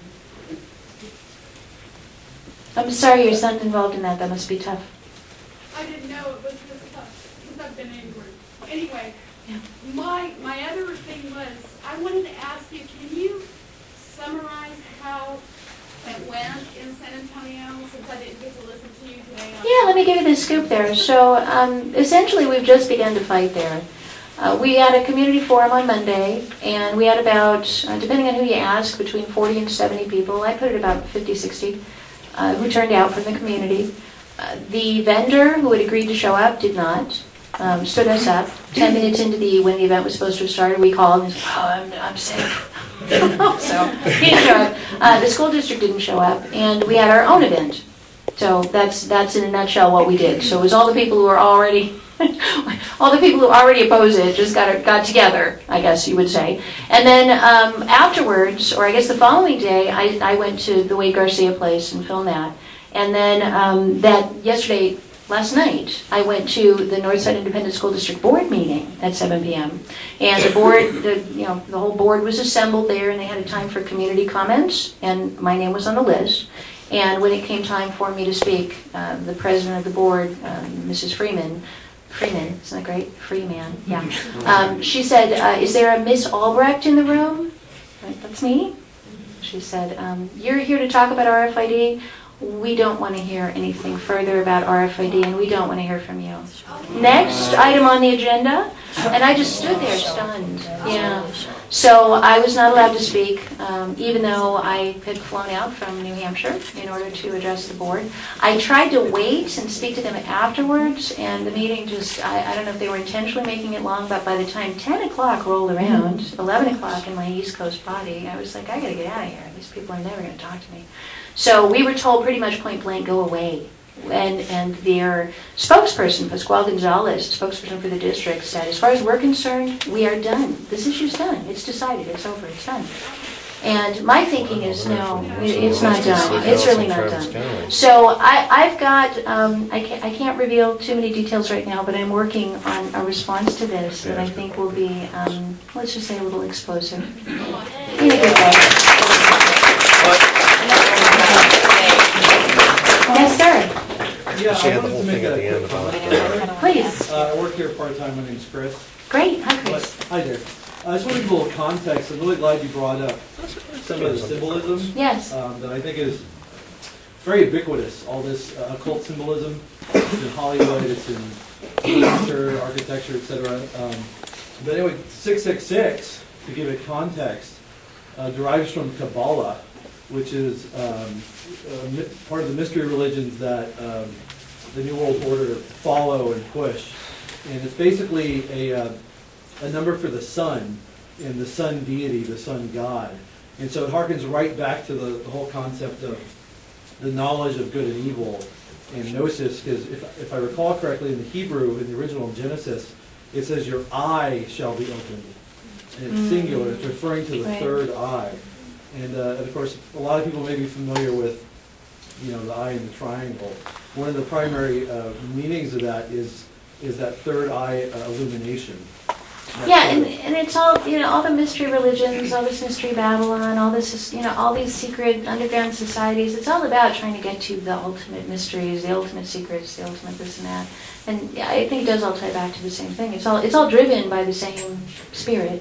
Yeah, and it's interesting too, if you symbolically, the mark of the beast you can't buy or sell, the three most common things involved in buying and selling right now, one of which you showed, the barcode, actually has a visually encrypted 666, as does the $1 bill, and even every website address, www. If you transliterate Vav, the sixth Hebrew letter, which numerically is equivalent to 6, into English, it can transliterate as V or W. Isn't that interesting too? The www is really a 666. Yeah, and not a surprise. In fact, when I first came out with that, I thought, why would you name something the www? Do you remember back when we didn't call it the web, or we actually read, and I was like, W. That's 9 syllables. That's a lot of stuff to stumble over. Why didn't they just call it the AAA or the BBB? Why the www?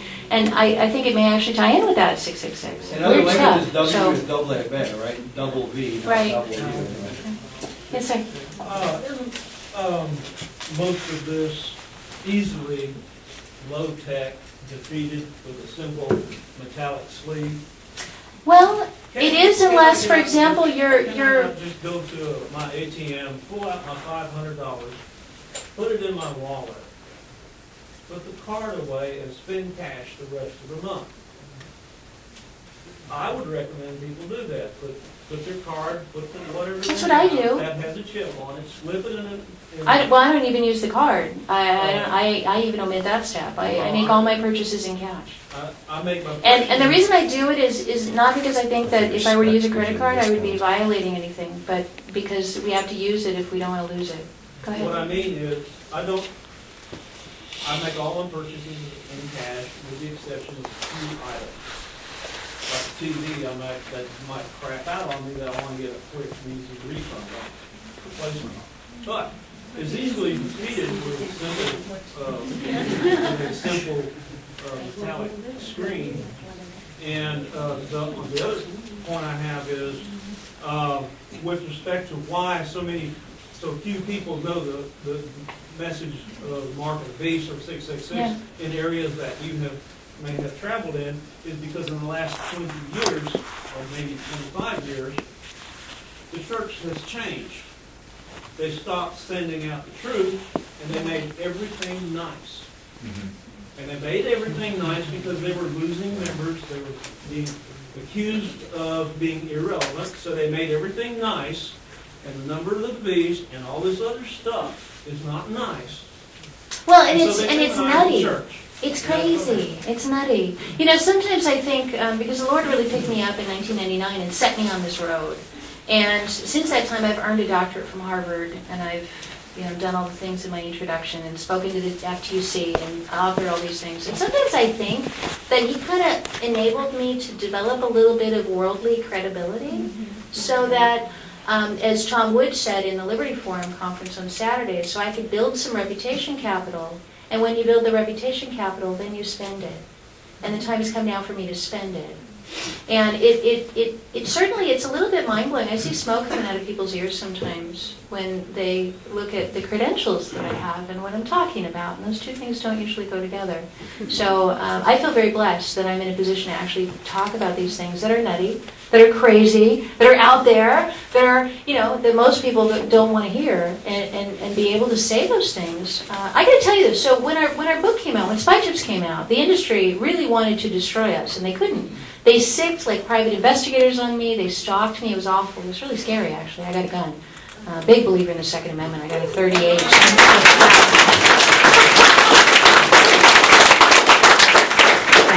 A 38 and a concealed carry permit was much nicer than walking around looking over my shoulder all day long. So, but during that period of time, they really wanted to shut us down, and they couldn't find any way to do it. They went through my bank account, they went through all my contacts, they called people. It was horrifying. And, you know, I'm pretty squeaky clean. You know, what you see is what you get. There wasn't really any dirt for them to uncover until our Christian book came out. And when that Christian version of our book came out, The Spy Ship's Threat, Why Christians Should Resist RFID and Electronic Surveillance, they went to town. They went nuts. Finally, we got her. And in fact, one of the I'm going to tell you why this is so wonderful. So, the New York Times, you can actually probably go back and find this. The New York Times said, you know what those nutty spy chip ladies believe? They believe this, and they printed the entire text of the Mark of the Beast of Revelation that I opened this talk with in the New York Times. I couldn't have paid them to do that. They would have rejected my ad money. So in the name of absolutely ridiculing us, they printed the message all over the place. So people in the New York Times who've never heard of the Mark of the Beast, now they knew about it. So just to let you know how far that went, the Associated Press, I worked with Todd Lewin, Associated Press investigative reporter, to break the story that implantable microchips cause cancer in animals, these fast-growing tumors. And that was an immense story, destroyed the Verichip Corporation completely. We took them from over $11 a share to 24 cents a share. They were delisted from the stock exchange, and there's been no human thing since. It's gone since 2007. So, not only that, but then he turned around and he said, well, now I want to basically write the Associated Press version of spy chips. And so he wrote it all up, the person tracking unit and all this dark stuff that was going on. And he published it, and it also was devastating.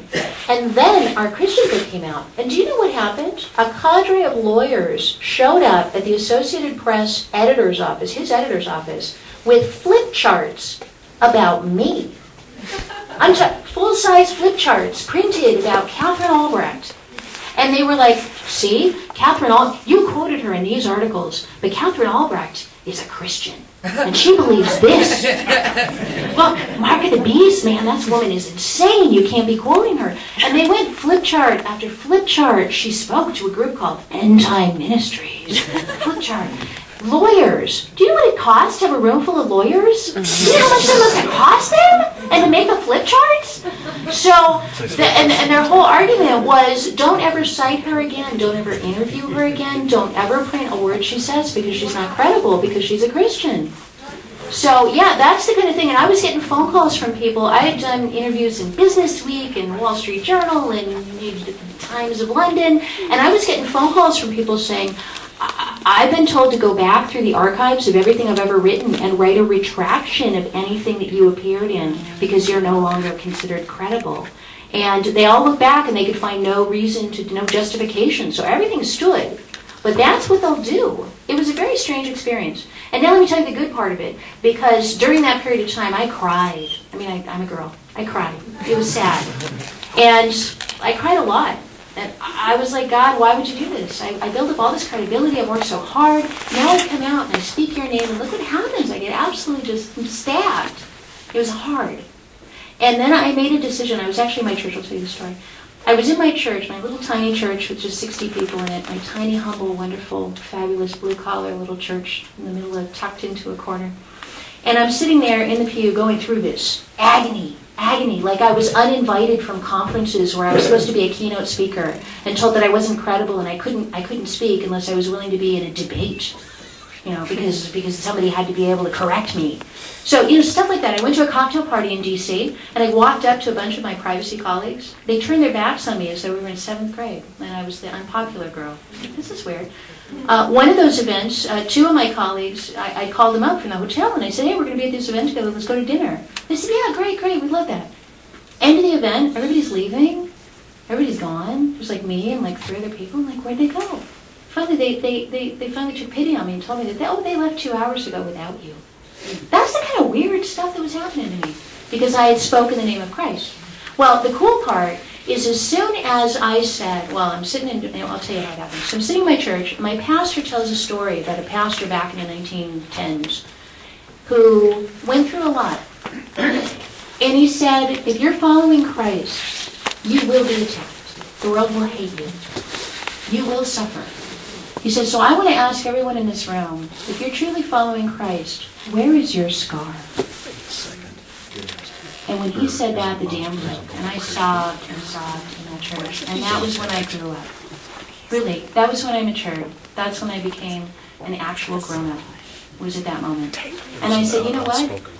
From this point forward, I'm not going to hide it. I'm not going to be ashamed. And if they want to turn their backs on me and uninvite me and not consider me credible, then let them do it. And the cool part, never again did any of those things ever happen. Not even once. Never. Yeah. It attacks you when you're weak. It attacks you when you're weak, not when you're strong. If you're strong in your faith, you won't be attacked. If you're weak in your faith and you're mampy and you're worried, it'll zone right in, get you there. All right, we have time for probably just 2 or 3 more questions. Yes, ma'am. Yeah. I wanted to ask your advice for school teachers. What kind of message can school teachers give to their students who might not have a biblical background or a Christian upbringing, where this concept would be really foreign to them? What kind of advice can school teachers give their kids? Public? Government school? Yeah, like a public school, like Austin ISD, school teacher. Oh, that's tough, isn't it? I'd really like to see some activist here in Texas actually say, well, we've got programs to educate people about multiculturalism and about how we have to be tolerant, respectful of Buddhists and Hindus. We actually need a little bit of curriculum that says, here's what the Christian faith is all about. Here's what Christian people believe. And you can do that in a way that's objective. Christian people believe this, this, this, and this. And then at least they've heard it. Yes, sir. Well, my name is Ronnie, and Hi, Ronnie. I met you a long, long time ago. Thanks and for coming. I really love you, and Thank we you. all love you, and we're all proud of you and your courageous stand up to the cancer industry. And I just wanted to throw out an idea, as someone who's also dealt with the medical industry, and I'm in ongoing recovery from a traumatic brain injury, and part of what's helped me is, and it's actually been proved now, that it actually cures cancer, and that is fine tetrahydrocannabinol oil. Mm-hmm. I had a feeling you were going to say that. So, how many people here have heard my anti-marijuana spiel? Not many. I had to do that more often. So, I'm the Mark of the Beast person, but I'm also the microchip lady. And so every person in the country and around the world who hears voices contacts me because they all think they have a microchip. And when I talk to these people, I used to talk to them all on the phone because I thought maybe there's some underground program I need to know about. So I would talk to them, and after I would talk to them, I would have this really creepy feeling, like really creepy. And it was the kind of creepy feeling like I wanted to take a shower inside, but I couldn't. And I began to realize that those people were not talking about real implants. They were talking about something else. And that something else was very disturbing. This hearing of voices, this sense of something else inside of you, something pursuing you, hearing you, talking to you in your head. What the medical psychologists will call it schizophrenia, and the Bible calls it demon possession. So I began to ask a question of all these people who would contact me, and I'm talking, by this point, probably over 1,000 people have contacted me, a lot of people. I talk to these people all the time. And I began to, as I heard their stories, they all had one precipitating incident that happened before they started hearing the voices. And they were either, number one, dabbling in the occult, right? And that's what we saw Charles Babbage did. He went up there and summoned the devil, right? So dabbling in the occult, that could be tarot cards. That can be astrology. That can be going to a fortune teller. That can be something as simple as you're just at a weekend Renaissance fair and you sit down and have somebody read your palm. All of those things are portals into darkness. And I know this because I've spoken to people who experienced it. So that's one, dabbling in the occult, Ouija board, all of that stuff. Don't do it. It's really evil. And then the second thing is dabbling in mind-altering substances. So marijuana, we know that when teenagers smoke marijuana, they're 6 times more likely to become schizophrenic and begin hearing voices than those who do not smoke pot. I have a friend who is a Cherokee, doesn't share my religious views at all, but she said, we Cherokee think it's really freaky that you white people are stupid enough to sit in your apartments and smoke pot and drop LSD and do these things. Because in our culture, we know that when you leave the body, you've got to have a shaman there with you. Because we know that when you leave the body and you go off to the spirit world, when you come back, things will attach to you. And when you go back in your body, they'll go right in there with you. And that's why we have the shaman who sits there and watches over you. So this idea that we can just leave our bodies and dabble around, I actually believe there's a book I have called What the Dormouse Said. And it's about the interconnection between hallucinogenic drugs and the development of the computer industry and the web. And all of this stuff, it's all interconnected. So it's no mistake in my mind that Steve Jobs was messing around with hallucinogens before he developed all of the brilliant stuff he developed with the apple, with the bite out of it. Let me just finish the other four. So there's four things that seem to accompany the hearing of voices. The next one is, oh, and by the way, that leaving your body, sometimes it's surgery. It's actually anesthesia. People leave their bodies and then they come back. And they believe that their doctor put something in them when they were under, because when they wake up, they're not alone anymore in their heads. So I always pray. I've had a lot of surgery lately. A lot of surgery. I've been under many times. And I always pray really, really hard before I go under. You know, Lord, be with me. Protect me wherever I'm going. Yeah. The other things that lead to this sort of hearing of voices, violent trauma, especially childhood abuse, or war, seeing lots of bloodshed, violent trauma. I'm trying to think what the fourth one is. Flew out of my head, but that's enough. So yes, I know you're going to tell me that's ridiculous and I don't want to hear it. It may cure cancer, but I wouldn't want to take that risk personally to do it. I smoked pot, you know, hey, I grew up in the 70s. You know, I lived in LA. It's not like I've never experienced it. I certainly know what it's all about. But it's not something now, knowing what I know, that I would ever do again. Yes, ma'am. This just kind of brought up an interesting point to me. I'm a mental health counselor, so I have a lot of people who are dealing with mind-altering medications and medications for mental illnesses. So that was kind of maybe one of the four that I thought I'd add in there, because I think that kind of brings some things in too. Well, mental illness is interesting because usually the mental illness is tied into one of those things. I think the mental illness is the outcome, not the cause. Okay. So then my second question was, like, I've been hearing stuff about how they're going to implant chips into medication, and I'm not sure if I heard you talking about that. Yeah, they're doing that. It wouldn't really, they've got pills that you can take, and then a sensor tracks it through your body to see if you've actually taken your pill, and then the sensor sends a signal through the Wi-Fi to your doctor. It's all coming. That's here. That's really scary. That is. It is. And, you know, medicine cabinets that will know when you take the aspirin off and can weigh the aspirin, or every aspirin has a tag, and they can tell when there's two missing, and know that you took it. Yeah. I just had one more to add. Yeah. I had one more to add to your list, was actual political activism. If you do your research, something for you to check on, since you had a lot of calls, people talking about voices, is something called HART. It's H-A-R-T. Yeah, that's Nick Beggage's work. He's going to be on Coast to Coast tonight, by the way, talking about HART. Nick Beggage. There's documentation of many people being tracked. Yeah, you know, it's possible to do remote voice stuff, but the things that people describe really are, I believe, of a more spiritual nature. You're going to see this a lot more in the culture, too, because Stephanie Meyer's new movie, she's the one who did Twilight, romanticizing converting yourself into evil. That's what vampires are. But she's got a new movie out that romanticizes being possessed. The Host. It's called The Host, and it's all about, it was the number one best-selling novel among girls ages 12 to 17. And it romanticizes having another entity possess you inside of you, and the war that goes on between you and the other entity. Let's see, question in the back. Oh, wait, we got two people asking. Gentleman standing, go ahead. Yeah, the people that say they hear voices, are they saying anything like, every night in today's technology or anything like that? Was today's technology being used on them? Or Yeah, well, typically when people hear voices, they want to understand why. And they'll oftentimes think that it was the government, an ex-boyfriend, an ex-employer that implanted something in them. But, you know, you can go back and you can find that this hearing of voices happened in the 1800s, the 1700s, the 1600s. This has always been happening. And at different periods in time, people attributed to different things. So in the 1600s, it was because somebody put a spell in you. Okay, I think we ever told you, though, that they can deny access to today's technology and victimize with it? No, I haven't heard that. That's a new one on me, yeah. All right, ma'am in the very back. Wait, hang on, there's a question in the very back. Yes, go ahead. You.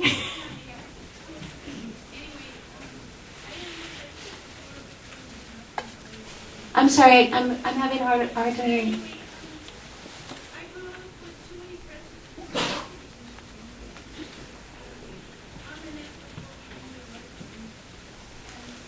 Yeah, if you want to come forward and ask your question. Yeah, I just can't hear you, so let me take another one while we're waiting. And I know it's getting hot, people are getting tired, so I don't want to keep you too long, but I also want to make sure that we get to everybody's questions. You know, over the relationship we have, you know, over time. And one of them was Obama, when my aunt was this whole administrator at Honolulu and stuff, and then what happened to my aunt with bad language that it really didn't happen in the book. She was married to the ISD superintendent. And, you know, just so many... This is San Antonio? No, it was in Honolulu with that when Obama was growing up. And then I had met his father before. And it's like everybody, the advice is to have a relationship with other people that wants and comes. And it's almost like a friend. They have a relationship with what? With other people within the same state. Just in connections within the system. They do people living in the Hillary and South Texas. You know, Obama in the 70s. Presidents are connected. And then, you know, when one of the Bush kids slugged the substitute teacher. That's probably outside of my realm just a little bit because I'm more in the technology arena than the political piece. You'll notice I don't talk much politics on my show because it's not really my thing. But I know that there are people who are looking into that. Yes, yes, ma'am. Dr. Yeah.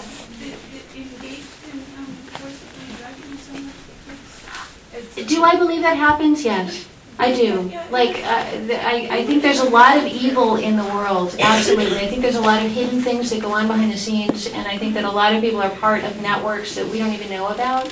Well, he was in the military, and right. The Rickies, it was the last one. Tell you what, if you have information for me, let's talk afterwards. I'm going to be here, so feel free to let me know that.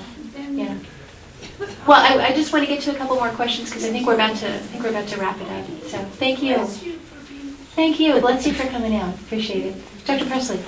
Yes, I'd love to hear your perspective, Dr. Albrecht, about what's the benefit and why are our spirits wanting to be diminished? And you mean why do we go for it? No, not why we go for it, but why does the system want to do that to us? Well, because the system, you know, we're not battling flesh and blood, but principalities and spiritual powers in the high places or low places, as Garth Brooks would say.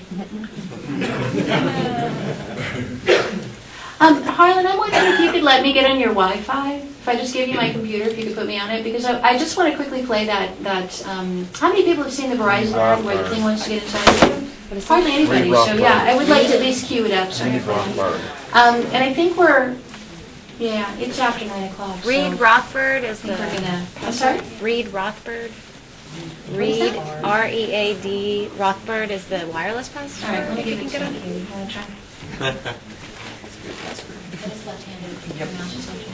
So, at the risk of having you guys all wear out on me, I do want to thank you very much.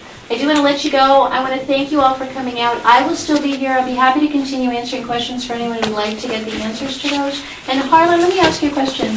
Whoever Harlan is, what normally happens, and I want to try something a little bit different, what normally happens at these events is everybody claps, and then everybody files out, and then about 50 people come up. And each one wants to ask a question that they didn't get a chance to ask, and I'm happy to answer it. But what might make more sense, and you guys let me know if this would work, this is like me just creatively coming up with something. It might make more sense for those 50 people to just occupy the seats in this room, and that way the answers can be given to everybody, because I can only answer one question at a time, whether you're all crowded around or sitting here or I'm in a microphone or not. Would you like a chair? No, I'm good. I would like something to drink. Yeah, okay. Yeah, I would like that. But let me just thank you all for turning out. And what I'd like to do, this is also a new thing I've never done. I'd actually like to end this with a prayer. And I believe I can do that because I'm in Texas. Is that legal here?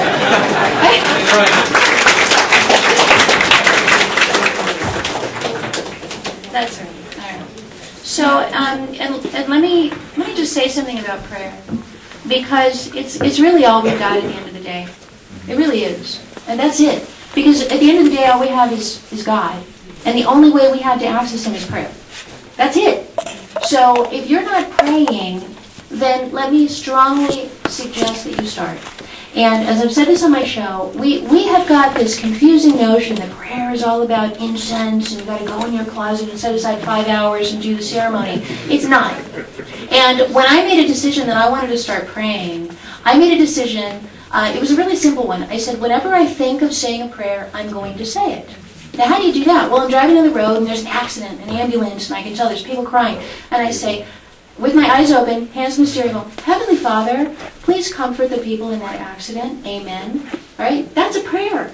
Or, as I've said on my show, I bite into a strawberry. I'm like, man, Heavenly Father, thank you for making strawberries. They're awesome. Amen. Right? So that's a prayer. Thank you. Thank you. Amen.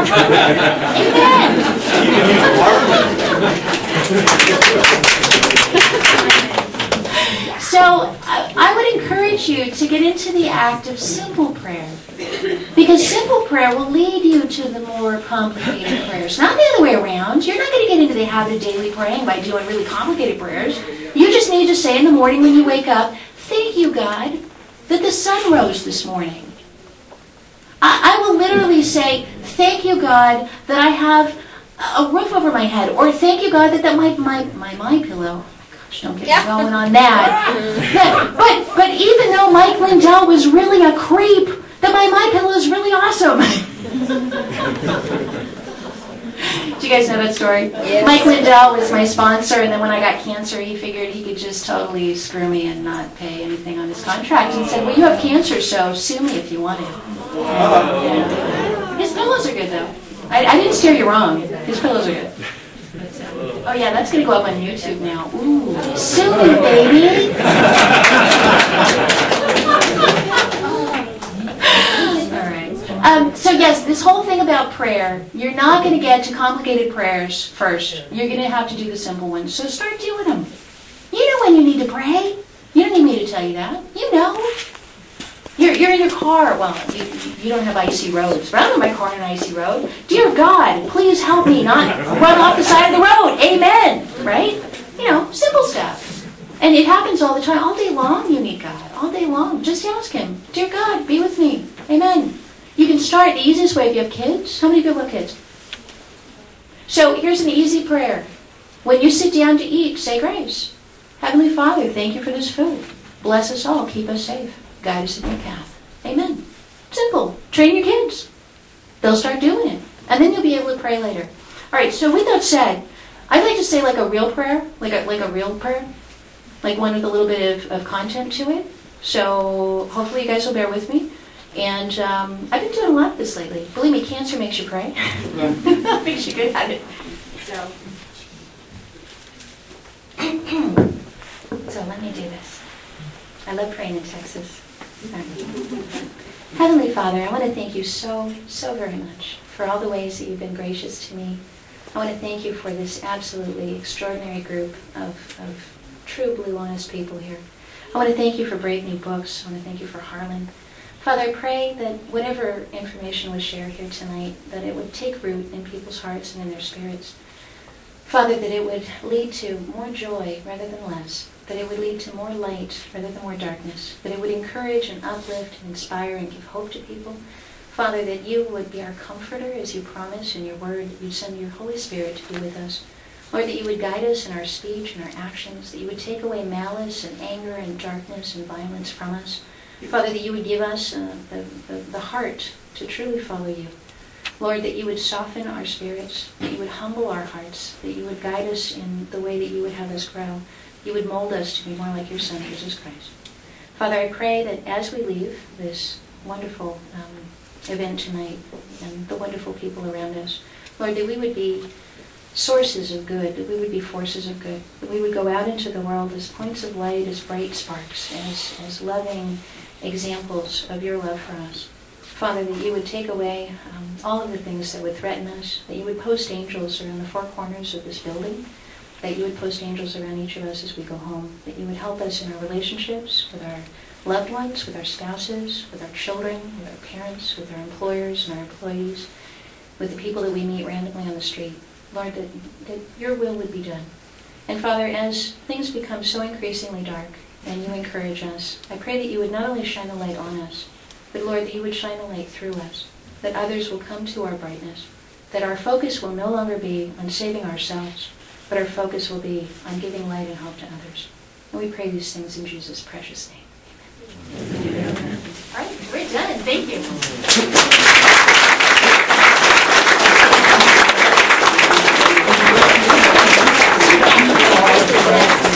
I would. I'd be happy to. So let me ask, what's the sign? Thanks to sign. All right. So you guys can come up and you're all going to ask me questions. Does anyone have that?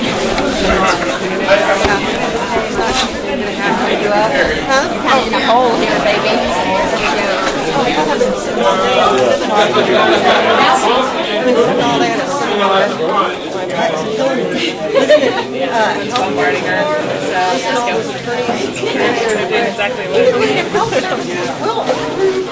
Here, and I'm like, are you at the garage?